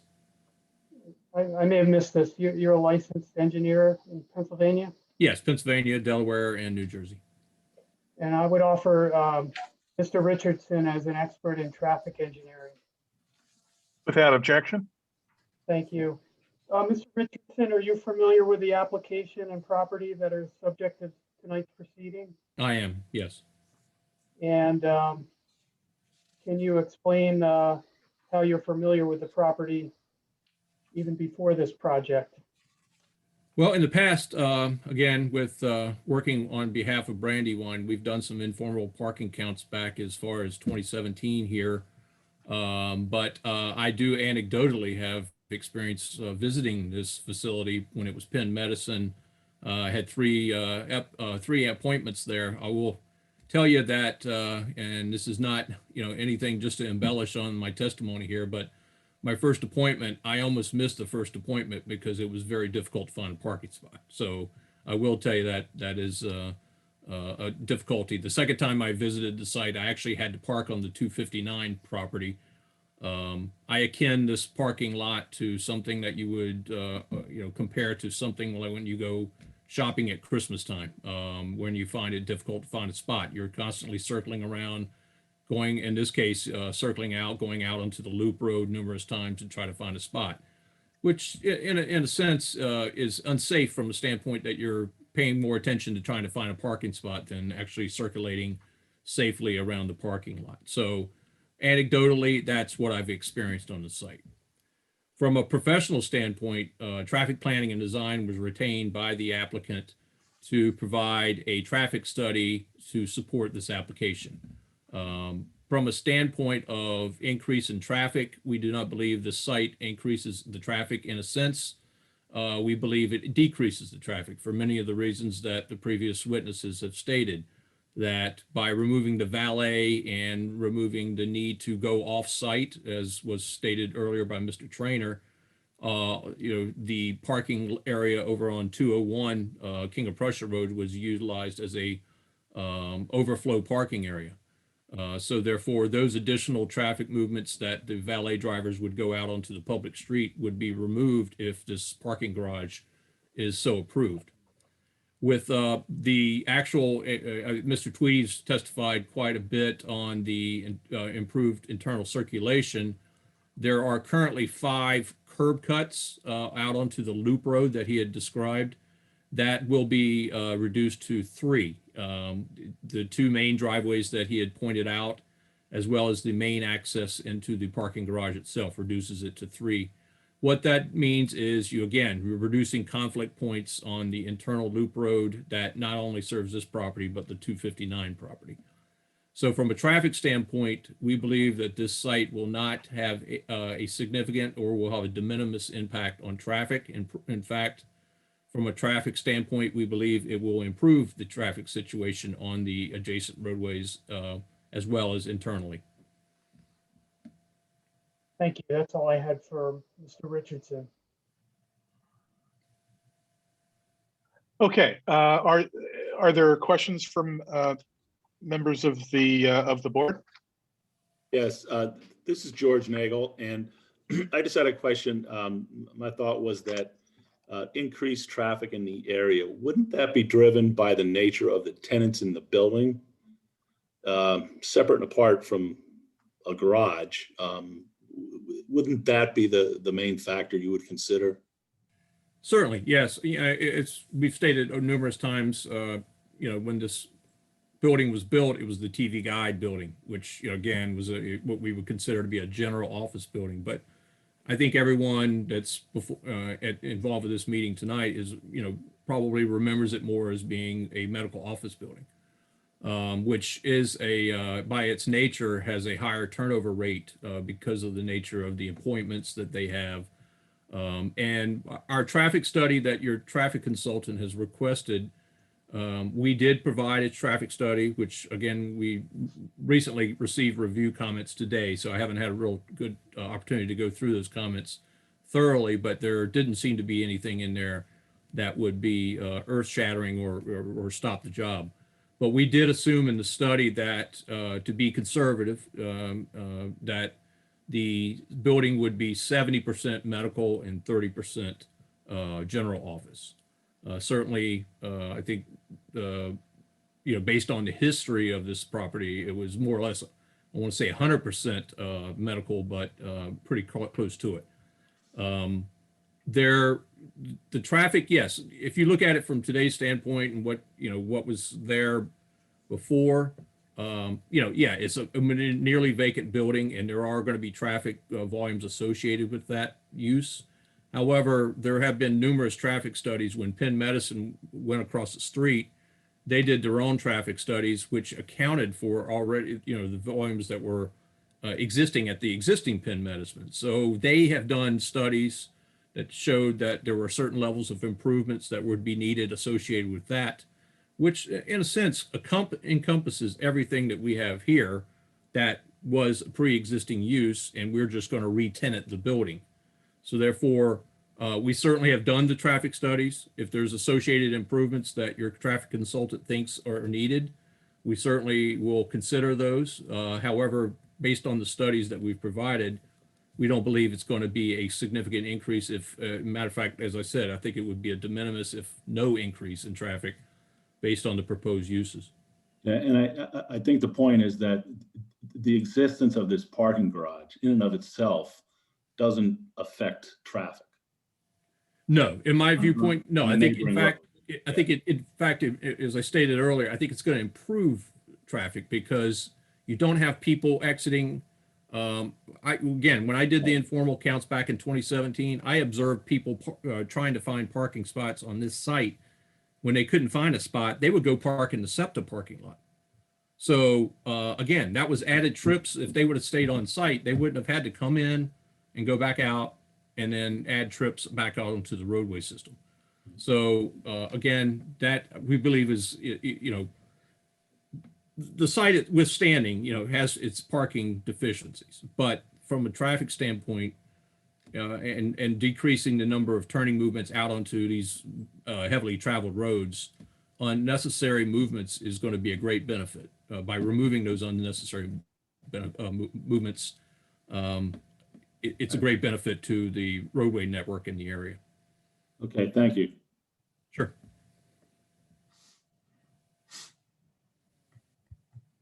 Sorry, this is one of those areas where there's a little overlap between what we do and the Saldo process, in that we do need to consider, perhaps not in the same depth that planning will consider it, but we do need to consider whether the proposal is going to negatively affect the general welfare of the township, its residents, and those folks in the area, and that the improvement is suitable with respect to traffic. But we, it's a consideration. It's not, as I said, dispositive to a final determination.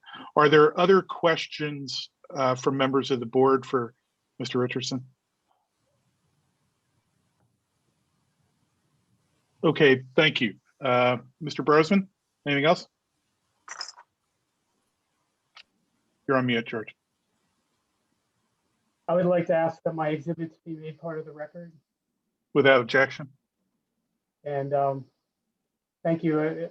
After if there's public comment, I could make a brief summary if the board so desired. Okay, thank you.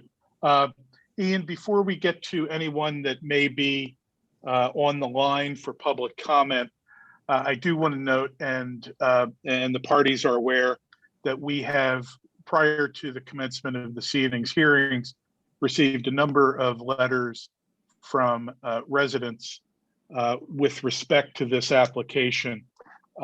They will be entered into the record. I will identify them by author here. The ones that we have received are all in opposition to the application.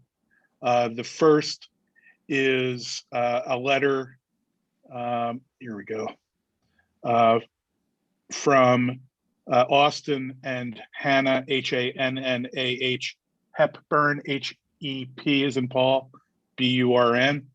The Hepburns are located at 253 Upper Gulf Road in Radnor, PA, and they write in opposition of the application. The second letter is a letter dated June 2nd of this year from Megan, MEGAN, and Matt, MATT, Mabe, MABE. They are at 672 Glen Mary Road, Wayne, St. David's, right there. They write in opposition of the application. The next letter is from Stephen and Susan Underwood. Stephen is PH. That letter is dated June the 3rd, 2021. They reside at 623 Glen Mary Road in Radnor, PA. It's all 19087, but call it what you will. And they write in opposition to the application. Another letter we have received is from Al and Heather, HEATHER Murphy, MURPHY. They reside at 627 Glen Mary Road in Radnor, and they also write in opposition of the application. And the letters themselves state various reasons for the opposition of the authors to the application. All of them have been received prior to this hearing by the members of the board who have had the opportunity to consider them as additional public comment. And with those having been entered into the record, Ian, is there anyone else on the line for public comment? Yes, I have Seth Reeser. Okay, Norma, if you would swear Mr. Reeser in. Can I see his picture? Can we bring him on or not? Norma, I can have him rejoin the meeting as a panelist. It'll just take one moment. It would help. Just give him John, 1 second. while we're waiting for that, I have a question. When we get letters like this, do we get into the issue of standing? We would generally get into the issue of standing if the authors of the letters were looking to have party status, I think, with respect to the application, with the possible exception of the one resident on, if that was Upper Gulf or Old Gulf, Upper Gulf Road. Glen Mary is probably close enough to the subject property that we can, consider. The board is going to put whatever weight it chooses to put to these letters in any event.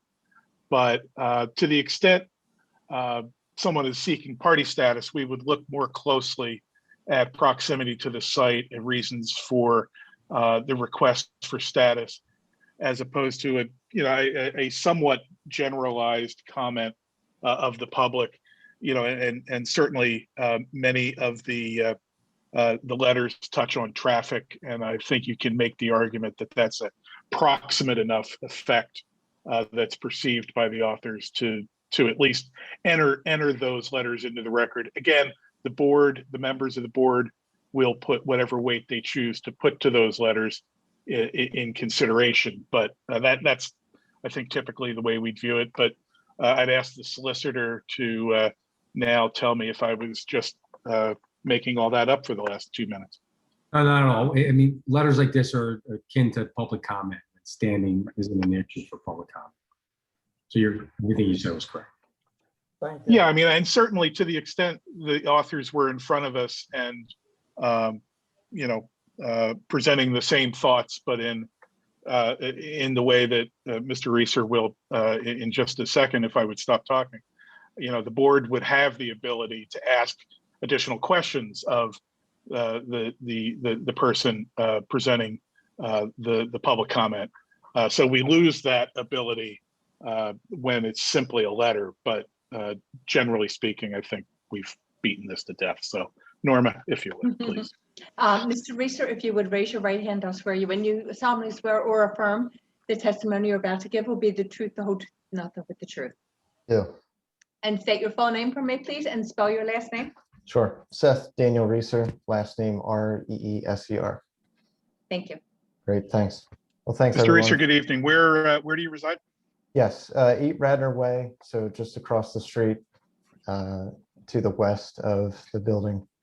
So thanks again for hearing me this evening. Just have a few comments. So on Radnor Way, one of 11 homes, 10 being occupied. I think we have a few other Radnor Way residents on the line tonight. Us all opposing very much so this project. You know, we're certainly not unreasonable, but just me personally, I would love to see, you know, the egregious current non-conforming variances, you know, not be adjusted whatsoever for this. Do very much so appreciate bringing the building into modern times with improvements. But, you know, I would just like to say, you know, throughout, you know, George, Joe, and Alex's testimony, they certainly covered all of the surrounding commercial properties, but no mention of Radnor Way or the nearby residents. So as, you know, a steward of the township doing business, you know, if it were in their best interest, I would much hope that they have residents in mind, which I didn't hear that tonight. More so, you know, none of us were ever contacted about this project to get our opinions on this project. Outside of, you know, what was mentioned around the green roof, John, great points around lowering temperatures. The other thing that I saw regarding the plans was the addition of a lot of glass, you know, on the outside of the building for improvement. Right now, cutting through the trees, a lot of us can see the top half of the building currently. And with that addition of glass reflection, I feel like that's not going to be a great addition for us. Nothing like sitting in your front yard and getting blinded during a nice Saturday morning.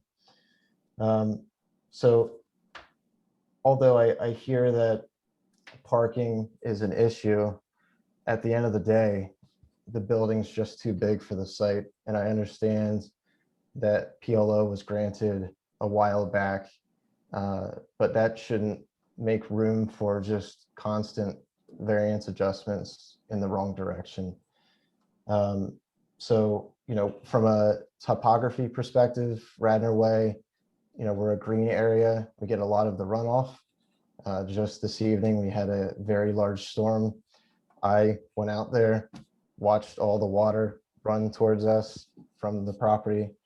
I understand a rain garden is a great addition. It will help improve. But at the end of the day, when you're increasing impervious, you're increasing impervious. Commentary around traffic. Let's say you were to add 2,000 traffic spots, that would still increase traffic flow. So although, you know, you're looking at adding a percentage more, and although you're thinking of capturing parking on site and reducing the need for valet services, you know, I think that's a poor rebuttal to the actual problem of adding parking spots. And then lastly, I'll mention, so it sounds like both Alex and Greg were part of the Mainline Health 240 project, where, you know, from a residential perspective, it's very much a David versus Goliath situation, I believe. Radnor Way, if you've never been down, you should definitely take a drive down, check it out. It's a very, you know, replete, full of garden, trees, and we'd like to keep it that way. That Mainline Health project on 240, you know, was very much a conquesting plan. They had similar parking issues, purchased one of the properties that they currently have sitting vacant for the past, you know, many months. That is just sitting there, not adding any value to the residents of Radnor Township. And, you know, we're concerned that Radnor Way will start to become gobbled up. Not that this is a part of that, but, you know, we very much so want to consider the residents in the near area because, you know, we're surrounded now. Very much appreciate, you know, the improvements again, and, you know, the tax revenue that this brings, of course, by re-tenanting the property. But I think there's a better, smarter, and more conscious way of doing this and not being irresponsible and just capturing as much revenue as you can. I think there's a compromise that can be made. So thank you. Thank you, Mr. Racer. Ian, next public comment. Yeah, next public comment from Linda Trebing. Just give it a moment. She needs to rejoin as a panelist. Okay, thanks.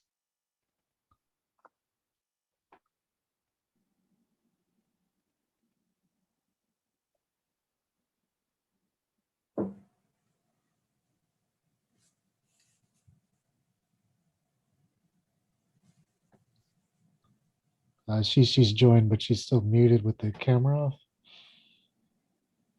Okay, we'll have to change both of those things.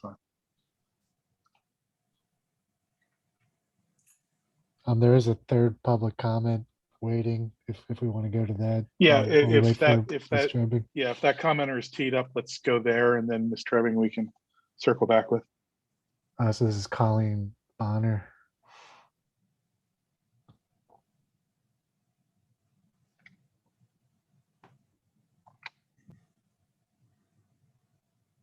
Yeah, hello, can you hear me? We can hear you, but we cannot see you. Okay, let me turn on our video. Here we are. There we go. Ms. Bonner, if you raise your right hand, I'll swear you in. You do solemnly swear or affirm the testimony you're about to give will be the truth, the whole truth, nothing but the truth. I do. Thank you, and state your name for the record, please. Colleen Bonner. Thank My husband. Ms. and Bonner, I- good Hello. evening. I'm sorry. Where do you reside? We live probably the closest property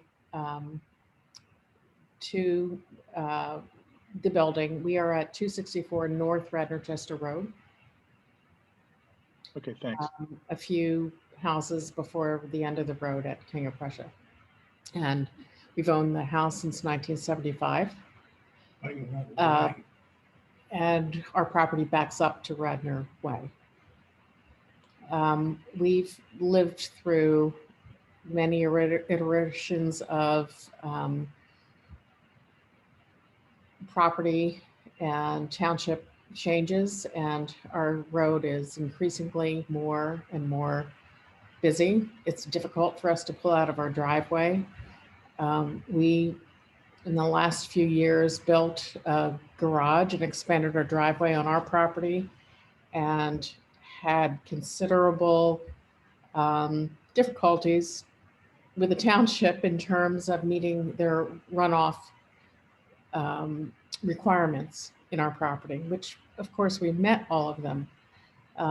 But as I look at that property across the street from us, I think we have more runoff accommodations than that entire acreage has.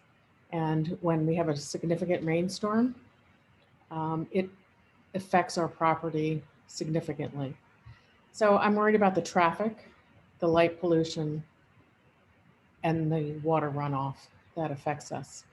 We provide a residential gateway to Radnor Township. We provide that road, Radnor Road, which is very commercial now. Wasn't always, but it is now. As an entry to the more suburban aspects of our community. We'd like to keep it that way. And I'd just like Penn Medicine and Brandywine developers who have been a pretty good corporate citizen to consider the neighbors. Okay, thank you very much for your patience and your participation.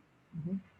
Ms. Trebbing, we can see you now, and I suspect we'll soon be able to hear you. Yep, thank you. Okay. If you'll raise your right hand, I'll swear you in. You do solemnly swear or affirm the testimony you're about to give will be the truth, the whole truth, nothing but the truth. I do. Thank you. State your full name, spell your last, please. Okay, Linda Marie Trebbing, last name Trebing.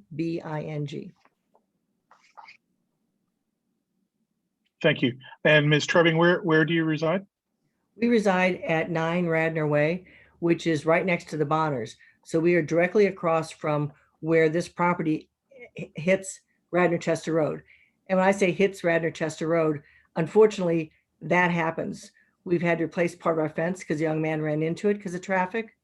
When it rains, you have to drive carefully. I mean, it's a problem already.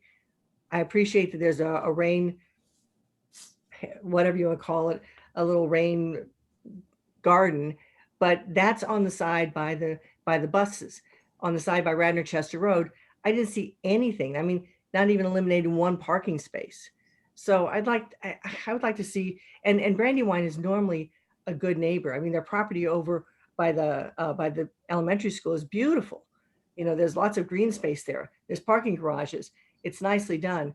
This space is a challenge. I appreciate that. As a practicing mechanical engineer, I appreciate a lot of the challenges that you have.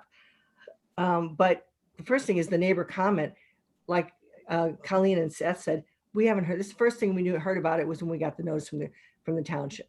So a dialogue would be helpful. There are a lot of things that could be improved about the building, but we have this little street. Okay, there aren't many of us. I think we still count. We have families, we have little kids, we have retired people.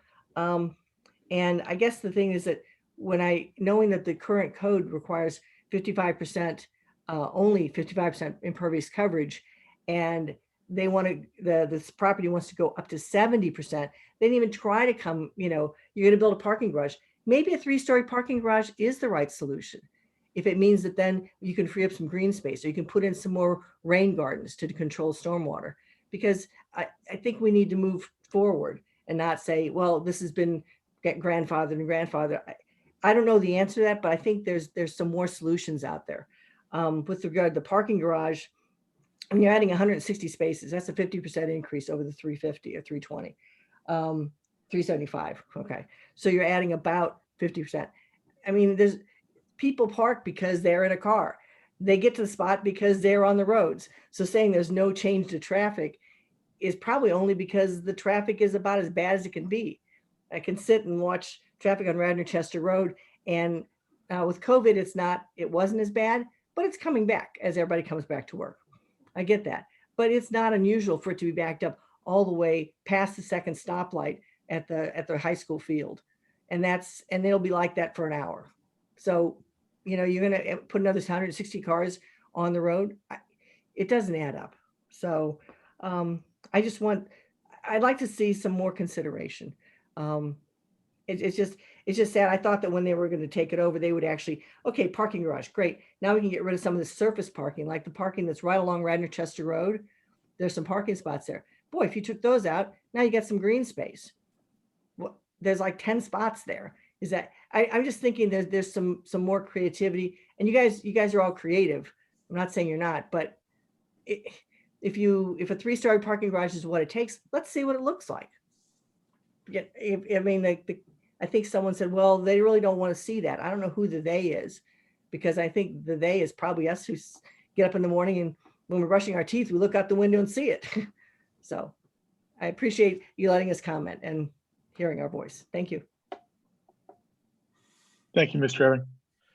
Ian, anyone else teed up for public comment on this matter? I am not seeing any more hands raised for public comment on this item. Okay, thank you. Mr. Brosman, you asked for the ability to sum up. Why don't you do that, and we will move forward. Thank you. Mr. George, nice and close to the mic. I have trouble hearing you. You're not coming across very well. Thank you. I'll try to be brief. You spent a lot of time on this. I wanted to acknowledge the comments of the folks that live across Radnor Chester Road. I know we take their comments seriously. I think our testimony showed that the concerns they were raising are in large part addressed. I know Ms. Trebbing may feel otherwise, but Mr. Reeser, spoke about visual impacts. I think we put the parking structure in the best possible place to shield it from those residences over there. It's behind the building as viewed from Radnor Chester Road. It's tucked back from King of Prussia Road.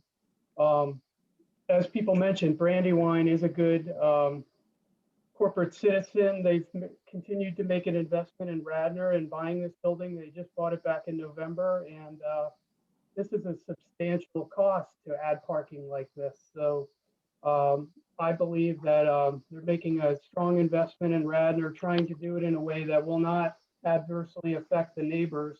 We believe we met the standards for dimensional variances we showed you. I believe that we were putting in the minimum amount of parking, even a little less than Mr. Trainer would have liked. We showed you how with the setbacks, there was no other place to put the parking. Some surface parking was eliminated to keep the green space down, or the decrease of the landscaping down, as Mr. Tweedy went over. In my application, I cited some cases that I think support our relief, the Sweeney and the Daly case. So we would ask that you consider granting our relief, and thank you for your time. Thank you, Mr. Brosman. With that, I would ask for a motion if someone would care to make one. I will make a motion that we approve the variances sought by the applicant in their application to the zoning hearing board. Okay, is there a second? I'll second. And board discussion. I'll go first if that's all right. It's Rich Weitzman. Sure. I have a couple of concerns. The benefit of that rain garden sounds great, and the improvement to the stormwater management is always good to hear. My concern, though, is that the relief requested is not necessarily the minimum necessary in order to accommodate what's going on here. I'm not buying into the argument on the traffic. I kind of agree with the neighbor, and I did not note her name, but more spaces to me means more cars and therefore more traffic. Traffic in and along that corridor is already terrible. I hate going to pick up the kids from the high school now because of what goes on there. Yeah, also in a good public comment that there's no stormwater management in the plans on the Radnor Chester side. I too was thinking as we were listening to the presentation that, a few spaces on the removing a number of spaces on the King of Prussia side would have resulted in more green space and perhaps, increase the percentage over what's existing rather than reducing and reducing then the need for variance or for relief from us. So based on all of that, I think I'm going to vote in opposition to the motion. And really, I think the overall impact on the community is significant, and a little more thought needs to go into the design of the garage. Okay, thanks, Rich. Any other members? John Nagel. I look at the balance between the variances and the dramatic improvement in the nonconformity for parking and how they offset each other. As far as traffic, the building size and uses are what determine the traffic, not the size of the parking lot. So I don't support that argument.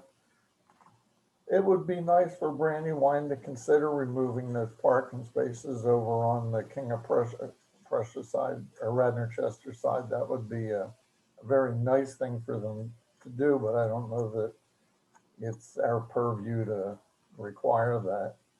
So I think that they've asked for the minimum they need in order to offset the gross under parking that's available on that spot. Recognizing, of course, that spot was built before the zoning. So a lot of these burdens were placed by when the zoning took place on that track. And I'll be supporting the request. Okay, thank you, John. George, John, any thoughts? I think I am in agreement with John Nagel's statements. This is George Nagel. Okay, bro. I think the Take it on the road, guys. Take it on the road. I'm trying to make a point here. Sorry. No, I'm just saying that I don't think the existence or the size of a parking garage has anything to do with the traffic on the roads in that area. I think what drives the traffic is the nature of the businesses in the building.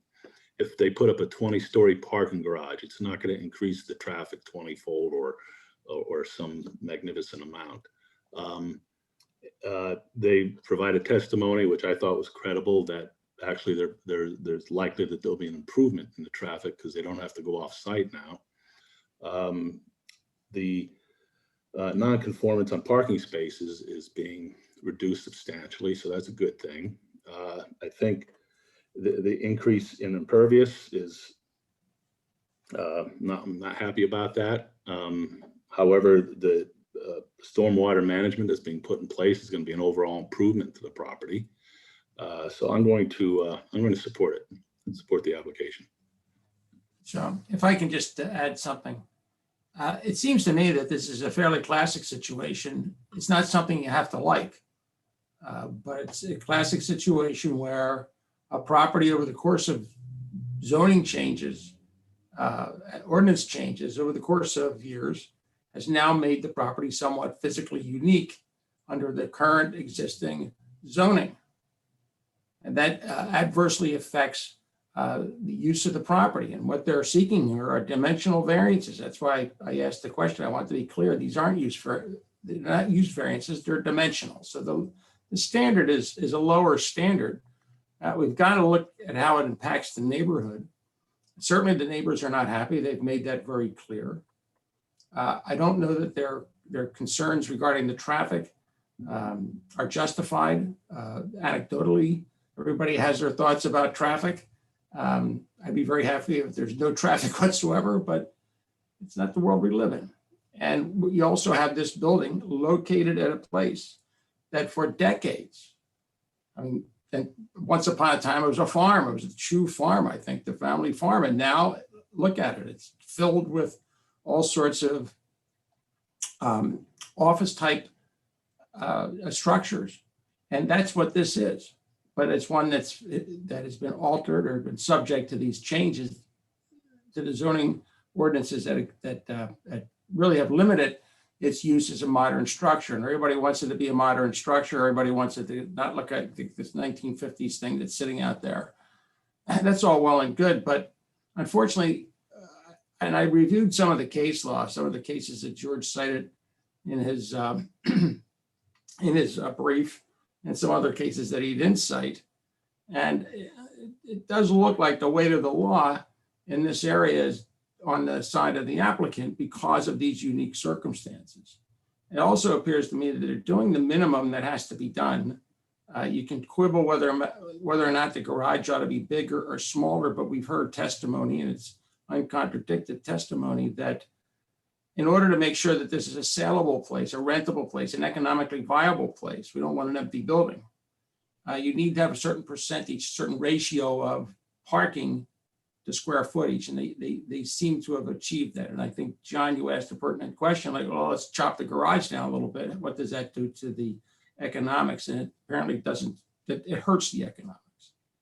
I don't think it's going to change the character of the neighborhood. It's been a the folks who live along Radnor Way have lived there for a long time. Those houses have been there for a long time. They've all been there while this area has been completely developed into a office complex area, type of office complex area, medical use area, and so on. There's been changes in this neighborhood that have taken place over the years that we really can't control. The Blue Route, the exit on Route 30. I know there's a huge fight about that. And I know from living here for many decades myself, the entire character of the traffic situation in that area, all that area changed dramatically when that exit was built, that entrance and exit were built at off of the Blue Route. So I think that we are confronted with a situation where we have to approve this at the risk of not carrying our duties out properly. And I think we have to do it. I don't think that it's going to hurt public welfare, because I don't really think it's going to change dramatically what this building already is, except that it's going to make it more rentable and more economically viable, which it isn't right now because of the messy parking situation. I think it will make it safer if you don't have these, what do you call them, valet parking situation. I mean, I was in there myself a couple of times. I was a mess. So that's why I'm not super happy. I like the idea of a green roof. We can't make them do it. Maybe sometimes the rules will change and we can't. But I think if they really want to be a good neighbor and they want to gild the lily a little bit to make sure that they improve the quality of the neighborhood and ensure they do not hurt the quality of the neighborhood, the surrounding neighborhood, they should put in a green roof. But we'll see. But I can't say that on that basis alone we can deny their application. So that's why I'm in favor of it, of approving it.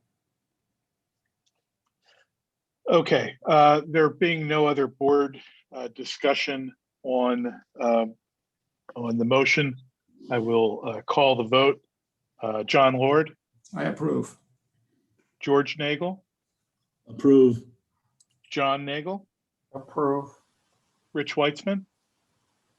Nay, in opposition. And I approve. So the vote is 4-1, Norma.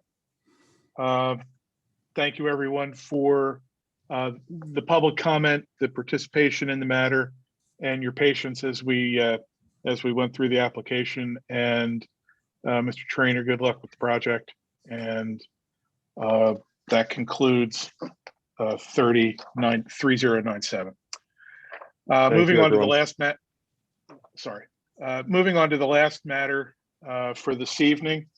The applicant, Sweet Green Philadelphia LLC, property located at 223 East Lancaster Avenue and zoned WBOD Wayne Business Overlay District.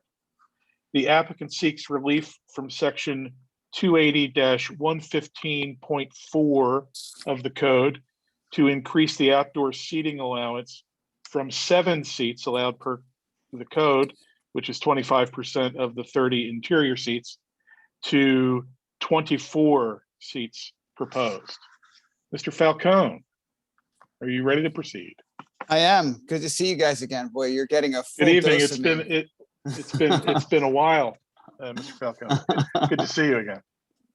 So I appreciate the introduction, and we'll try and get to testimony quickly. I know that you guys have had a long evening tonight. So we are seeking one variance this evening, and it's a pretty unique situation insofar as the applicant, Sweet Green Philadelphia LLC, is looking to step in and to fill the vacant restaurant that is presently located at 223 East Lancaster Avenue. It was LPQ, and I think before that it might have been an Asian restaurant a long time ago.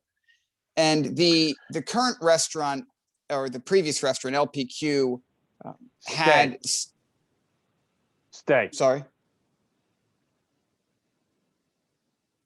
Did somebody? Okay. I'm sorry. It about sounded that. like someone was giving instructions to a pet. Yeah. Frankly. I wasn't sure if that was an instruction for me, and I wasn't quite sure how to respond. Yeah, we have different ways of dealing with you, Mr. Falcone. Thank you. So the previous user of this property, LPQ, had a total of 99 seats, 87 inside and 12 outside. This applicant is looking to significantly reduce the total number of seats, to drop that total number to 54 seats, with 24 seats on the outside, 30 on the inside. And that's driven by this business model, and specifically by the way the restaurant industry has changed over the last 12 plus months. They've seen a significant change in their customer population and how they wish to utilize this type of fast casual dining. And that is really, even in instances where indoor seating has again opened, Sweet Green is seeing in their footprint that people prefer, when possible, to eat outside or to take the food away. And what they're also realizing in their market is that in this industry, restaurants that are successful, that are able to sustain this change, are in a position where they're being required to provide alternate seating to their customers. And we've seen that even in our own community here in Wayne, where restaurants that are able to survive and to thrive in a walkable type community is to have some outdoor seating. And so what they're proposing here is no actual improvement or expansion of the existing building, no expansion of the existing outdoor seating area, just a shift in the number of seats they're placing into that area. So there'll be no expansion of the building. They're not going to make that bigger. They're not going to expand the outdoor patio so that they can fit these seats in. They are going to use the property as it exists today. They're going to maintain all of the existing parking that's there today, which again will be more parking per customer. And they're simply looking to utilize that patio in a way that's consistent with what they're seeing across their model. The applicant appeared before the design review board, and the design review board reviewed the entire application, the facade improvements, and the patio seating, and it was unanimously recommended along, obviously subject to this board's approval of the variance. So not to belabor it, I would just like to identify the exhibits that we had previously marked. I think maybe you all had gotten it, but I'm gonna try this screen share. I've gotten better at it, I think. So let's see here. All righty. So we've pre-marked as A1 the zoning hearing board application. A2 is the property owner authorization letter. Sweet Green would be a tenant in this space, and so the owner of the property has issued a letter authorizing us to be here tonight. A3 is an aerial photograph of the property. A4 are some photographs of the current building and the existing conditions. A5 is a boundary survey. A6 is a site plan. A7 is an exterior elevation. A8 is an enlarged patio plan, so you can see exactly what they're proposing to do on the patio. A9 are storefront and furniture renderings. And then A10 is a copy of that design review board approval letter. So if there are no questions for me, I can call my first witnesses. My first witness, I intend to call, in all likelihood, 3 witnesses, if it's okay with the board, or may not need the third, depending on I guess, the questions from the board. But certainly, my first would be Jamie McGlinchey, and she's here on behalf of Sweet Green. Can I just ask a question? David, I didn't quite hear exactly one thing you said. Did you say that the current seating in the restaurant, this is La Pain Quotidian, when it was in existence, was 87 inside and 12 outside? Did I hear that right? That's correct. Yes, 99 seats. Okay. Yes. All right. Thanks. Thank you very much. Yep, absolutely, John. And again, we are proposing 30 inside and 24 outside. Total of 54. Okay, got it. Thank you. Yes, thank you. If there are no other questions for me, I can call Jamie. Great. Jamie, if you'll raise your right hand, I'll swear you in. You do solemnly swear or affirm the testimony you're about to give will be the truth, the whole truth, nothing but the truth. I do. Thank you. State your full name and spell both of your names for me, please. My full name is Jamie McGlinchey, JAMIE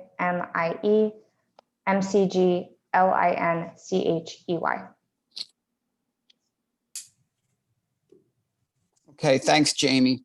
So Jamie, can you please tell the board by whom you're employed I'm employed by Sweet Green.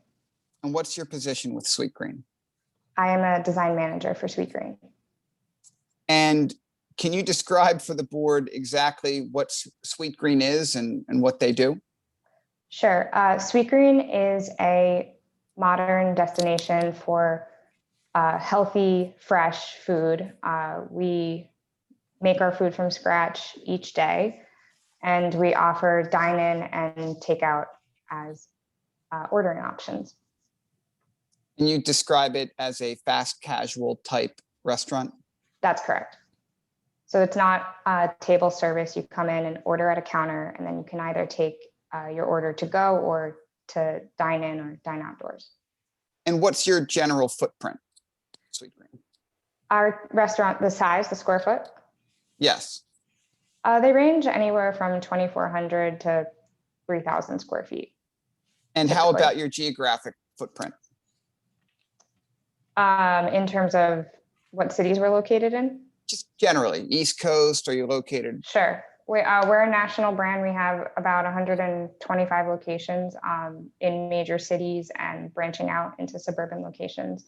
So we're in New York, DC, Boston, Chicago, LA, San Francisco, Philadelphia, of course. And yep, we're excited to be branching out into the suburban markets. And to that end, you have both kind of inline stores as well as standalone, correct? That's correct. And this would be a standalone store. Correct. And you're familiar with the proposed location that we're talking about tonight? Yes.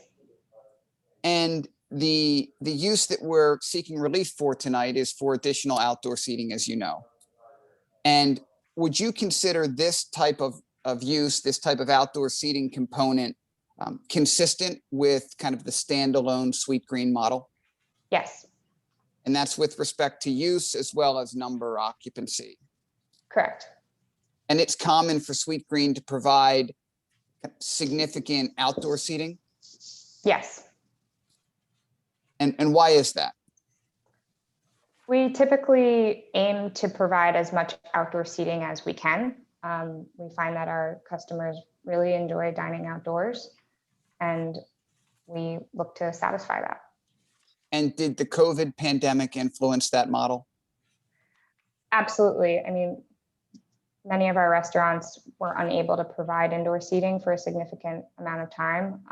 And dining outdoors was a critical component to us maintaining our business. And even as you've come back online, because we're all aware now that this restaurants are reopening, people are coming back in, are you seeing that desire remain and ultimately drive this model forward?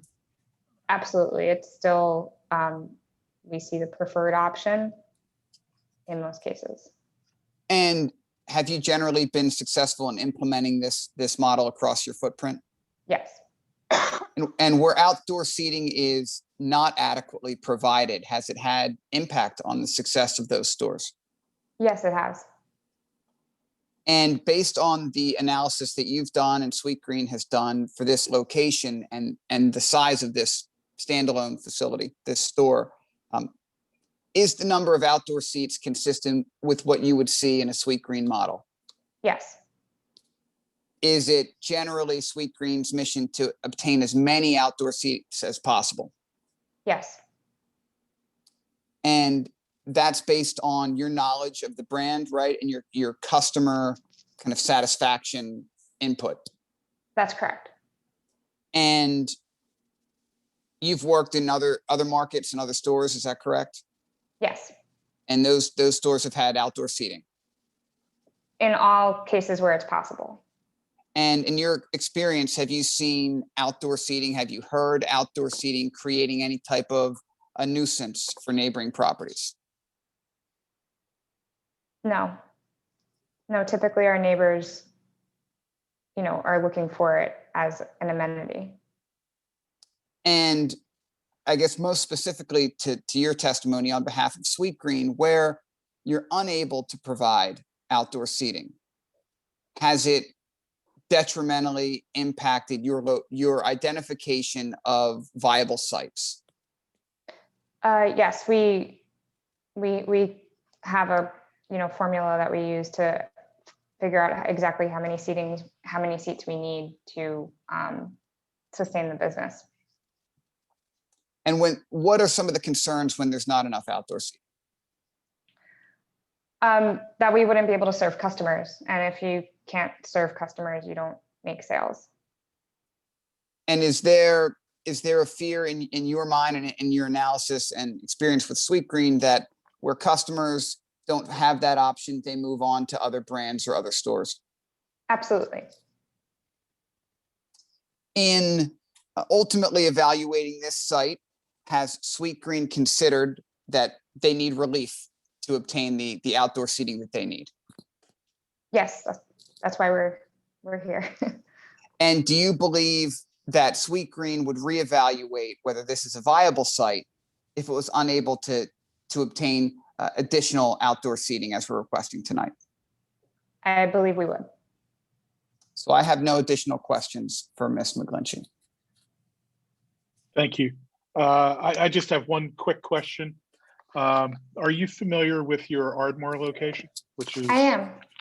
Okay. Is there a magic ratio between inside seats and outside seats that you look to achieve, and how have you found your experience in Ardmore? I don't know how much outdoor seating there is at that location. I don't know the number off the top of my head, but I think it is within range of what we're proposing here. And their indoor dining area is comparable as well. Probably not the exact same numbers. But we do have scenarios where, we might even have more outdoor seating than indoor seating. Typically, we just look to provide as much outdoor seating as is available. Okay. And then the location of yours, which I'm most familiar with, which is directly across the street from where I'm sitting right now in Center City, Philadelphia. It's on Market Street. There's, I believe, no outdoor seating. Many of our city locations, we have minimal access to outdoor seating. Okay.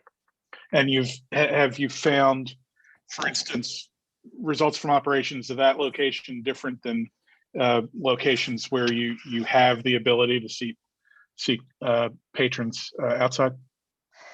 In the urban environment, we find a greater desire for to-go, and in the suburban environment, there's typically the desire to stay and spend some time. So we do see that variance between the different markets, and it's always specific to the community and the use. Okay, so it's almost apples and oranges in terms of comparison, urban versus suburban. Okay, thank you. I have no other questions. Other members of the board? John Nagel, it sounded like most of the questions you were asked and answered dealt with the period in which we've been in the COVID situation. Do you have experience pre-COVID that you can share with us regarding the need for outdoor seating? Sure. Pre-COVID, I would say it was definitely, an element that customers always enjoyed, was always utilized in nice weather. We're majority of our business is during lunch hours, and so it's always, during daytime, and when people are looking to get fresh air and spend some time outside, it's always a heavily used, feature that we're able to provide and, want to continue to provide. How about as far as the viability of the business? Pre-COVID, was the outdoor seating critical like it has been during COVID? Yes, we always factored in a seat count that we needed to meet in order to generate a certain amount of sales. And so that was taken into account when evaluating this location as well. I would say that it is critical in terms of pre-COVID standards, but that the COVID standards on top of that has just made that much more critical. Yeah. That's all I have. Mhm. Other questions from the board for this witness? Just one question. It's my understanding that your outdoor seating can operate from, I think, March to November, if I'm not mistaken, and then it's got to be closed for 3 months. Would you, am I correct about that? I think that's the rule, if I'm not mistaken, under this part of the code. Would you bring the chairs that you have outside and the tables that you have outside, just bring them inside? How would you handle that? I'm not aware of that rule. If it is a rule, we would be following that rule of the month, restriction. In the months that are, permitted to operate in, we have a couple of different things we do depending on the location. We either store the furniture for, if it's seasonal, we would be storing it for the entire winter off premises. During non-operating hours, say overnight, we would either be putting a chain around the legs so that they can't be removed, or we would be taking the furniture indoors. And that's determined typically by the operators when they, get on, when they train and identify how they want to use the space. Do you make plans for where your employees have to park? We do. Other than parking on site? Do you intend they're going to be parking on site, in other words, at this location, or at some other remote site? I don't know the answer to that, actually. We typically do, we do allow for parking for our employees on site, but I don't know how many parking spaces would be reserved for their use versus customer use. Okay. All right, thanks. And are these restaurants company owned or franchises, or what's the operational model? We're a privately owned business. Okay, thanks. Any other board questions for Ms. McGlinchey? Okay, thank you. Mr. Falcone? So I'd like to call Ryan Welch, if it pleases the board.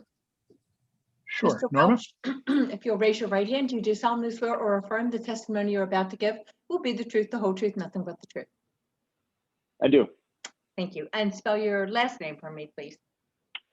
It's Welch, W-E-L-C-H. Thanks.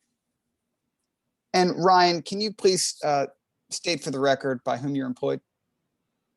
It's O'Neill Langen Architects. And what's your position with O'Neill Langen? I'm an associate in the office. And you've been engaged by, your firm has been engaged by Sweetgreen with respect to other locations as well as this one, is that correct? Correct, yes. And you've been chiefly assigned to this project though, is that correct? Yes. So you're familiar with the location and you visited the location? I have. And did your firm prepare the drawings that we had marked for the board? We did, yes. And those drawings accurately represent the project as you understand it? Yes, they do. And they also reflect the existing conditions on the site, is that correct? Correct, yes. And your firm did an existing condition survey, is that right? Yes, we did. And can you describe for the board whether there are any proposed expansions of the primary structure or of the patio being proposed as part of this project? No, we're utilizing the existing building. No expansions or increases in the footprint. And the outdoor dining areas, it's exactly the same as it was with the previous tenant in terms of the outline. I'm going to try and share my screen again here. See how successful. All right, there we go. So Ryan, what we've marked here is Exhibit A4, just again to orient the board. These are the existing conditions on the site, is that correct? Yes, yep, that's correct. And the bottom photo is a picture of the patio area where we're proposing the outdoor seating. Is that correct? Yeah, it's the paved area, the concrete right in the middle there. Back here, I went a little too far there, I think. So I'm trying to get back here to some additional exhibits here. So what we have here is Exhibit A8. Did your firm prepare this plan? We did. And can you please describe this plan for the board? Sure. It's showing the existing entrance off of the existing stair and ramp.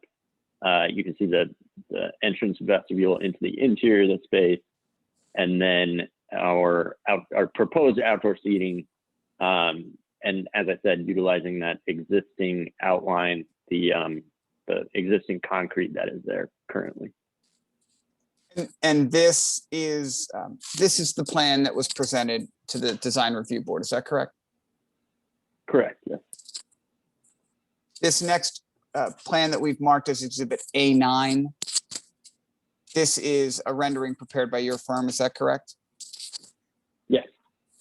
And this exhibit shows more of an architectural of how the patio is going to be utilized. Is that correct? Correct. Yes. And is this consistent with the Sweet Green model? Yes, it is. And the types of outdoor seating that you've seen and that your firm has designed for the restaurant? Yes, correct. And these designs and these models are different for standalone facilities versus inline facilities. Is that correct? Yes, the seating is slightly different. It's very similar, but yes. And different as well, urban versus suburban. Is that correct? Correct, yes. And this is obviously a suburban standalone site. Yep.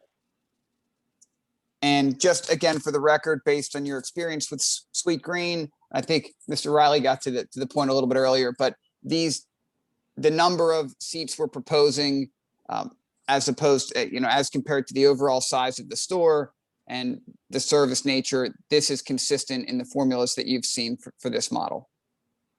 Correct, yes. So I have no additional questions for this witness. Okay, any board questions? One question, I'm looking at the drawing that's marked A000.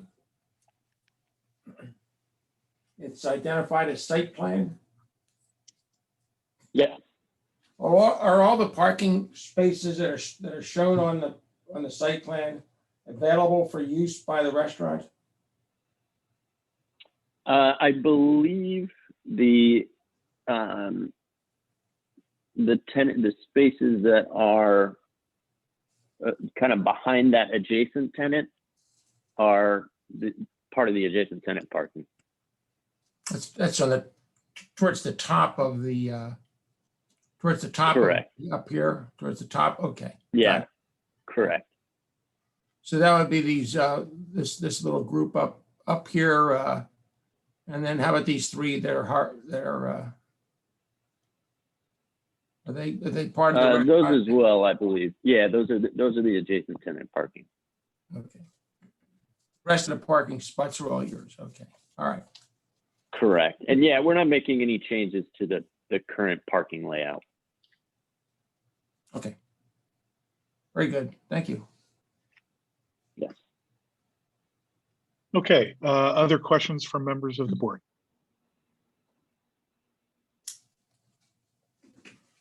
Okay, hearing none. Mr. Falcone, do you have anything else? I have nothing else. I just like that my exhibits, if the board would accept them into the record, I would appreciate that. Without objection. Ian, is there anyone in the queue for public comment? I'm not seeing anyone with the hand raised for public comment. Okay, great. There being no public comment, would someone like to make a motion for consideration of the relief so we can deliberate? John, it's Rich Weitzman. I just have a question. I think it's more general in nature than directed to any of the witnesses, but is there can somebody answer what the rationale is behind the restriction on the ratio to outdoor seating in the overlay?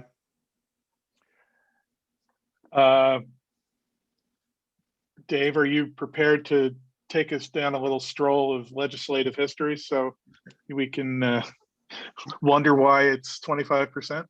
So I don't know the answer to that. I do know that there's been discussions in the township to expand outdoor seating in different areas and to allow it in certain areas where it's not. I know in Garrett Hill, I've heard some discussions about bringing outdoor seating online just because of the success that people have seen in the township and across kind of the region with outdoor seating. So I don't know what the thinking of why it was limited, other than I believe maybe there was a thought that we didn't want to allow outdoor seating on top of indoor seating, which was regulated, and then have a parking problem.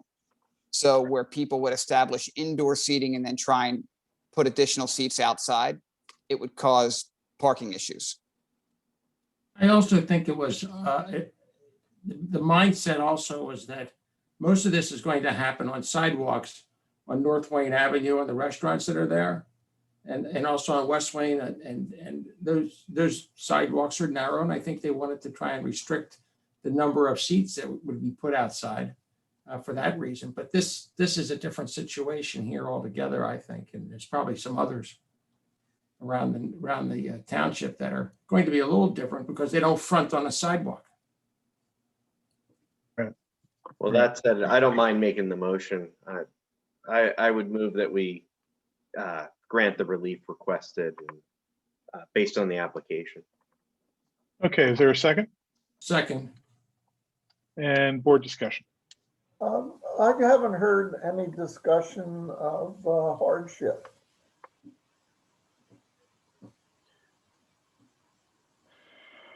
It's an interesting observation. I mean, personally, I think it's great. I mean, parking over there before was terrible. They're reducing the number of tables. That'll make parking better. They have a fine establishment, but, you know, consistent with what we do, what's the hardship that's depriving them of use of the property? Let's reopen it back to Mr. Falcone for observations on that point, and then I think we have perhaps some thoughts of our own.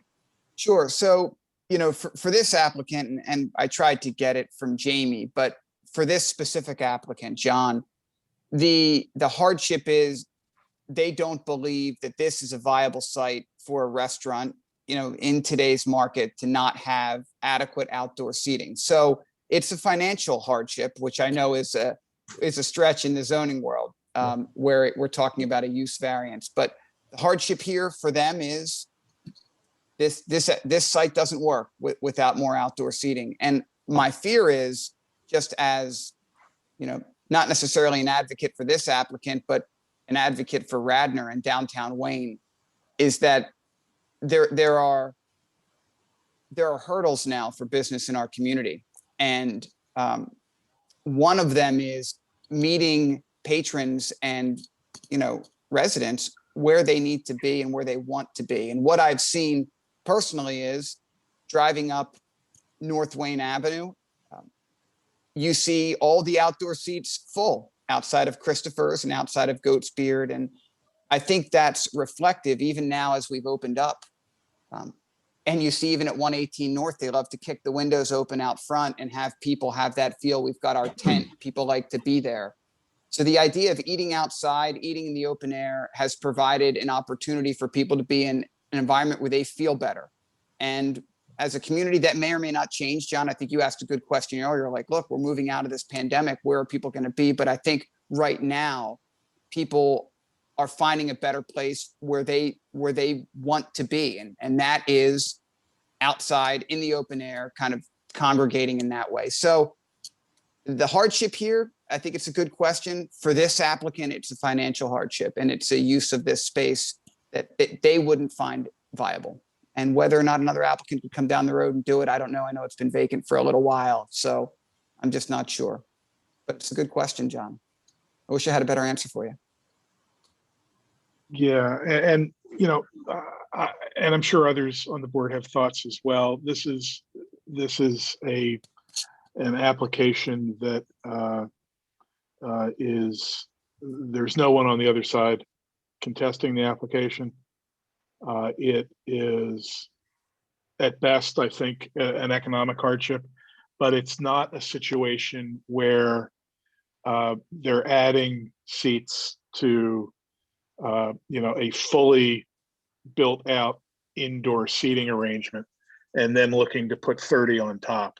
And I agree that, that if you think that WBOD, you're thinking more North Wayne Avenue or the shops a little bit further west of this location that might have, very narrow sidewalks and really practically limited space for outdoor seating. Although, you think about Christopher's and they're able to accommodate 2 rows of tables, along their frontage. So they're, they do, block the sidewalk a little bit, but that's okay because I go to Christopher's at least once a week. So I'm okay with it. But yeah, I think as a practical matter though, we've got a commercial property that might not be viable for the applicant without this model. It's not overly aggressive in terms of the number of seats that are being in the aggregate requested for the location. I'm inclined to support the application. Other board discussion? I think that one hardship is that when the ordinance for the outside dining was created, I don't think they were thinking about a restaurant like this one. It was just some somewhat unique situation. The way it's situated, it already has this, whatever you want to call that little patio that's sitting out front. It already has it there. It's already there. It's just a different. It's a little bit like the last case that we're looking at, the last situation where the property is somewhat unique. They have the right to have outdoor dining per the statute, per the ordinance, but it doesn't. It lends itself to having more seats outside. I think what they're doing here makes plenty of sense. They're reducing the number of seats and building an outside area for outside dining, because that really does seem to be, I find it somewhat mystifying myself at times, but it does seem to be the wave of the future. This is what people want to do. They want to sit outside and eat. And I really don't see this as a problem because it does not benefit our neighborhood, our community, to have a building like this one unoccupied for so long. And these people have come up with this idea. It's a little different idea, different concept for a restaurant, and it caters to what people need. And yes, it could be deemed an economic hardship because it's a commercial property and so on. But it's in the community's interest to have a commercial property, a restaurant that can function and exist as a restaurant, and not go out of business in 6 months. So I'm in favor of granting this.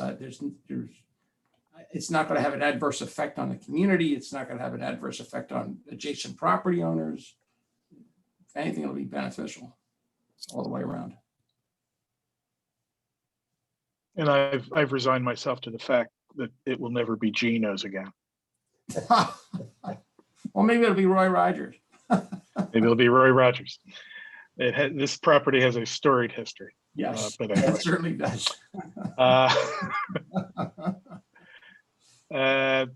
If there's no other board discussion, I'll call the vote.